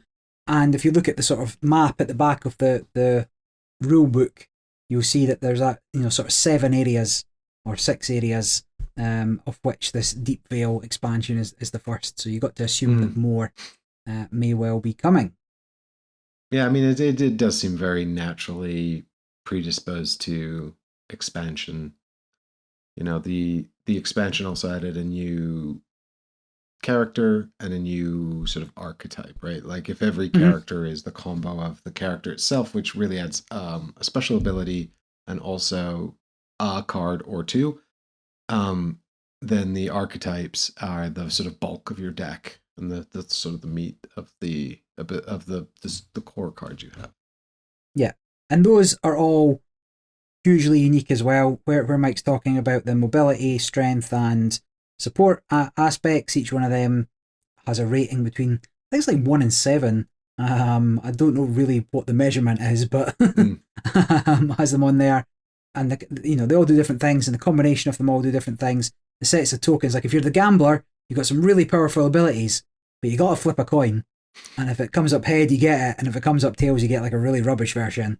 So it depends how lucky you feel you are. One of the cooler characters or cooler professions is, I forget what they're all called. But you've got tokens. You've got 3 tokens, and you can kind of decide how powerful your action is by how many Oh, the tokens you're willing to mages. spend. The Magus, yeah. And you can go all out on one card, but then it's going to be a long time till you've refreshed back up. And so there's just this huge amount of variety, and even within the base game, there's only the extra profession, the extra character, and the expansion, but you've got 7 new Leviathans there, Hmm. and there's a lot going on before you've really explored everything that's possible. It does a good job of telling you sort of the rough feel of each class, right? And then some of them have really explanatory names. Like the free climber is really good at climbing and jumping Who'd have around, thunk it? and the breaker is really good at smashing crystals. Go figure. Those are the complexity 1. So each has a complexity rating between 1 and 3, which I really appreciate. Now, I do not think that the margin between 1 and 3 is particularly vast. You know, the threes are not especially complex, honestly. But there is a little bit of manifest. Like in the first game I played, I was like, no, I want the mages because I like wizards, and I want this person over here because I like their name, and then I took some other people because I was like, I can't remember exactly what I played, but the point was like I didn't really think about it, and then I guess they didn't have a very good power rating between them because I was like, oh, crystals are really hard to break. And then the second game I took like someone with the breaker, and the crystals just evaporated off the board. Yeah. And I was just like, oh my God, this is cool. Should have started with that. Yeah. Yeah, but they feel very different was kind of the point I was making. Like, um, they feel very distinct despite the fact that there's only like 8 cards. Very true. And so I'm, where you're saying that you can't remember who you are, I normally don't log wins, losses when I'm recording playing a game. But this one I have been recording wins and losses. I've also been recording what characters used and combos of characters used and things along those lines, just to see what I think's the most fun. There is I don't know if it's on Board Game Geek. There's a massive spreadsheet of every combination and every team up and every Leviathan and every mutation. It is ridiculous. It's just a sea of colour, and you just keep scrolling. God, if you of wanted to course log we've everything. done that. Of course board gamers have done that. I mean, to be fair, like even I don't log plays generally. I've started logging them since the podcast, and all I log is when, what, and how many people. Yeah. And I won't even put down, who won or what the scores were, or the playtime generally, because I don't like to do all that admin. But even actually, what I have been doing is taking photos of the end state of this. So if I do want to check like what I was fighting and who I was using, I can check. Just because I do want to know like I mean, part of that was also because I knew I was talking about it here, but part of it's also because I do want to be able to go back and be like, oh, who did I play with in this fight? Like, Yeah. So I've playing a ton of it kind of solo, and I've been playing the proper solo rules, which is 2 characters in 1 deck. I enjoyed that. I've not had any problems with it. I think playing 2-handed solos not significantly more upkeep than 1-handed, and you've probably got a bit more flexibility because you have 2 classes in there and you can do a bit more combos and fun things. But I did have some preconceptions that this would only be a good game for 1 or 2 players. But now I've played at least a couple of Leviathans with 3 players, and I had I'd say a better time, to be honest. I had a great time. In each of them, I was a more experienced player, so I was playing support characters in both of those games, and I just had a blast. I was going around collecting mushrooms, throwing mushrooms at people. You can pass mushrooms if you're within 3 spaces. I didn't know you could do that. Yeah, if you're in 3 spaces, you can throw a mushroom at another player. But that's 3 orthogonal, not diagonal. Yeah. Even if they're further down. Diagonal is 2. Of course, it's 2. Correct. Except for gliding, and then you can get. But anyway. Yeah, gliding is a bit weird. Gliding is the one where I had to really get my head around how that movement worked, because it's a little weird. It's effectively just you can move a diagonal for 1. But I'm playing my cards to help them move. I'm healing those other characters. My abilities are designed to help people get around. Savvy, I want to say, was one of the characters, and he gets token, and you can put that token down to cover up a difficult part of terrain. And if somebody moves onto that, they can also use that to boost their movement by 1, and that would really let us get around to have more action points to destroy a crystal and a oneer, particularly a blighted crystal, which would normally, if you don't have protection, but you've only got a limited number of points to get there and have the protection switched on. Always use protection from blight. Yeah, and maneuvering my character to be close enough to help while still avoiding the Leviathan triggers on other players' turn was just like a neat part of the puzzle. The second one, I wasn't contributing that much. I did manage to destroy 2 crystals out of the 10, but that means that the other characters both did 4 each. But I enabled that by giving them additional actions, by moving them around, by helping them avoid the attacks in the different columns that they had to be in, and support was just really strong. So unlike some games where support's like a function that some people will always enjoy it, but where it's just like necessary and somebody has to do it, but there's not a lot of fun. This was a lot of fun, and can thoroughly recommend higher player counts. I think at 4 players it will also still be interesting. I've not played it at 4 players, but where I was saying you've only got 3 cards, so if you have to avoid 3 attacks on other players' turns, suddenly it's more interesting. Well, it's like I'll just take the hit because I want to be able to do something on my turn. Well, it's really interesting how they've sort of balanced out the player counts, right? Because fundamentally, not really anything changes other than, well, what I mean to say is that there's not any extra rules you're putting in. You're not changing up the monster deck. It's not like add these cards at higher player counts or anything like that. It's functionally still the exact same thing. So what you're having to deal with then are just more enemy attacks triggering between your turns, right? But you've got more resource to deal with that in the form of additional health bars and more cards. So it's just interesting because, if one climber is killed, that is to say their health reduces below the corruption level, then everybody else has 1 more turn. And if they don't finish the game, then it's game over. So you have to keep everybody alive. So they've offset all your additional dynamism and health by forcing you to collaborate and make sure nobody dies. And I'm really pleased to hear that it sort of scales well, and that provides an interesting difficulty curve. But I'm not surprised that that's the case, but I'm very pleased to hear it. I assume that this was a solo-only game, despite what it said on the box, and I don't think that is the case at all. I think it works perfectly well at solo, but I also think it is a fun multiplayer game. Even if you're not playing a support character, you're going to be running around doing all the fun stuff that you'd have to be doing. Anyway. And it's worth noting as well, you can always let go as a free action. So if you're about to be blasted by a big attack, you can just let go and fall all the way down, but you might take more damage if you're above a bunch of danger nodes. So maybe you don't want to let go, or, you might be right up at the top, and if you fall down, it's going to be game over anyway, because you're not getting back up there anytime soon. But it gives you lots of interesting decisions. Now, I've done far less of the game than you have. I've played 5 times. I've fought 4 Leviathans. I had 1 failure. But I played the first Leviathan, which is baby's first Leviathan. It really is a tutorial.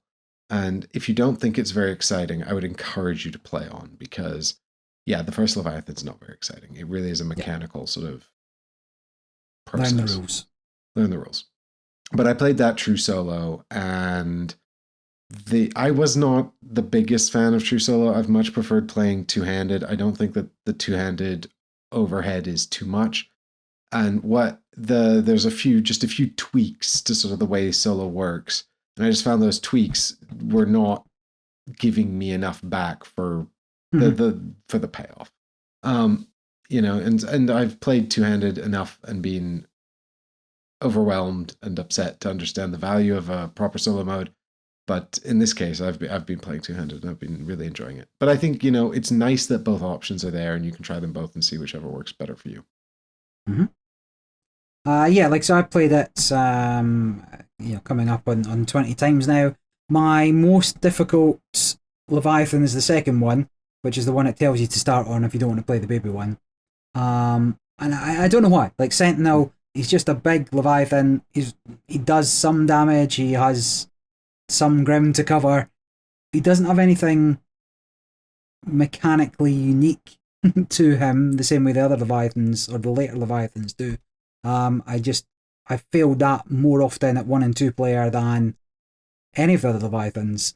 I could probably consistently beat him with Cheer, who's the mushroom guy, but I think, I'm still working out on the different combos. But yeah, like I play it a lot. Like I can't stop playing it. Have a great time each time I do. The rulebook. So this is the 2nd edition, kind of. They updated the rulebook. It's still not perfect. The FAQ section definitely doesn't cover a lot of things that I've come up against. But the choice of how to resolve it's not mattered too much. I was just looking at the rulebook there on Board Game Geek, and like the comments are, the end of round explanations on the updated rules are not as good as they were on the original. I was very confused until I read the original rulebook. I was like, all right, fine. But I do have the old rulebook as well, but I might have to look at the differences on that. Mm-hmm. But it's not too hard to understand, and you can always just make a choice as to how you want to resolve something that's a little unclear. But yeah, overall, great game. Excited to play it more. I want to get to the end of all the Leviathans. I want to see it all. I want to do all the different combos. I want to see what I like most. I want to find the sweet spot of mutations and difficulty and the right kind of profession, like job and characters that really make it sing for me. If it's good if you're looking for a solo game, it plays well with more. If you are looking for just a solo game but you want something that's more boss battler, then Wraith and the Giants is part of Renegade's solo hero series, and it's just got a new expansion that will be out pretty much the day this podcast drops. It's out next week. You might want to check that out. It's a different. You're climbing big giants and punching them, but you're hitting their weak spots and trying to defeat them. Whereas this is obviously much more cheerful, and you're restoring a natural balance to the creatures and you're helping them. So it's functionally the same though. I mean, I was surprised by how much I actually cared about, like, the fact that we're not just murdering things. In fact, one of the monsters, when you read the conclusion, there's like a paragraph. I'm not going to spoil anything, I don't think, but, it says that after we cured it, one of the climbers was like mean to it, and I was like, no, don't be mean. We love them. Yeah. It's really nice. But I was just going to say very quickly, I did on my third Leviathan, I took the expansion character, and I mixed up the things. So I had the expansion character with a corset class, and the corset class with the corset character with the expansion class. And yeah, that's cool. I like that. Have you tried it yet? Yeah, so I've played everybody now, at least once. Oh, actually, that's not true. Somebody else played the expansion class. It was a 2-player game. They played the expansion class. I've not played it yet, but with the 6 action point card, which is the highest value action point card, and it's double-sided. You can choose like the power that you get. So you've got to earn the cards, and then you can choose the power that it is. So it depends on kind of what you're doing. So again, that's interesting. Like there's a lot of scope of what they can do with the system, as long as they can keep it pretty balanced and pretty interesting and nuanced and variable. Yeah, it's cool. Yeah, it's really cool. It feels tight. I mean, there were a few little things that came up in the rule book, that came up in the scenarios that I had questions about, and some of the answers were very findable. Some of the answers were less findable. It's such a simple game at its core. I don't know why the rule book's not perfect, but I do understand when a game is scenario based, and this is a lot, scenario, different Leviathans, whatever. But when it's got all these scenarios with unique rules, it is more difficult to deal with these sort of edge cases and things that might come up. But I also think that this is simple enough, and most of these edge cases are not to do with character combinations, but they're just to do with usually how the new rules work. And they do work in concert with the standard rules, and they do a good job of addressing most of those most of the time. It would be nice if it was perfect. It's also funny to hear that people think that the second edition rulebook is less good than the first in some ways. Yeah. But so I think it is odd that that's the case, but honestly, it's not. It's barely worth mentioning just because it's not been that big a deal at all. Yeah. Yep. I'm excited to play more of it. Actually, it takes a lot for me to want to get it. Because the other thing is, actually, I wanted to mention this. It's dead quick to set up. Oh yeah. Open a page. Super duper quick to just set up and start playing, and it's so quick to put away as well. Because it's got so many little bits on the board that are important, all the dice and tokens and things. I can't leave, because the cats, I can't leave it set up. They'll immediately be in here. Oscar just wants to lie across the whole thing and destroy my life. So I have to put it away. I have to set it up and put it away every time I play. And I really appreciate just how much thought has gone into sort of making that as straightforward as possible. And the presentation's great as well. But look at that, a whole couple of weeks of fun time games. Yeah, well, we had to offset last episode where we didn't like anything. Yeah, the only thing I was kind of half-hearted on was Ruins. And I do want to give it another go. I'm just a bit of a faff set. Unlike Leviathan Wilds, it's a faff setting up and tearing down. All right, good. Well, it's nice to have an episode where we played a bunch of games we actually liked. We should do this more often. Just play games. I'd love to. All right, but we'll call that an episode. So I'd like to say thank you all very much for joining us. I hope you've learned something useful about some games you're interested in, or at least learned something useful about games that you weren't interested in. I don't know what your tastes are, but I hope we found something in here that has piqued your curiosity. If you have enjoyed this content, feel free to subscribe or follow on whatever platform you're using. This podcast is available in a ton of places, and I don't know where you are, or maybe in the distant future. I hope the games are as good as they are right now. But in the meantime, a big thanks to all the patrons who choose to support this content financially. We really, really appreciate it. That is our preferred way of funding the content, because it leaves us free to create the content we want to create and talk about the games we want to talk about. If you haven't yet, you can always check out the YouTube channel. At the moment, it's pretty much just this podcast, but there is more content coming out there later. And in the meantime, I'll say bye for now. See you in 2 weeks. Bye.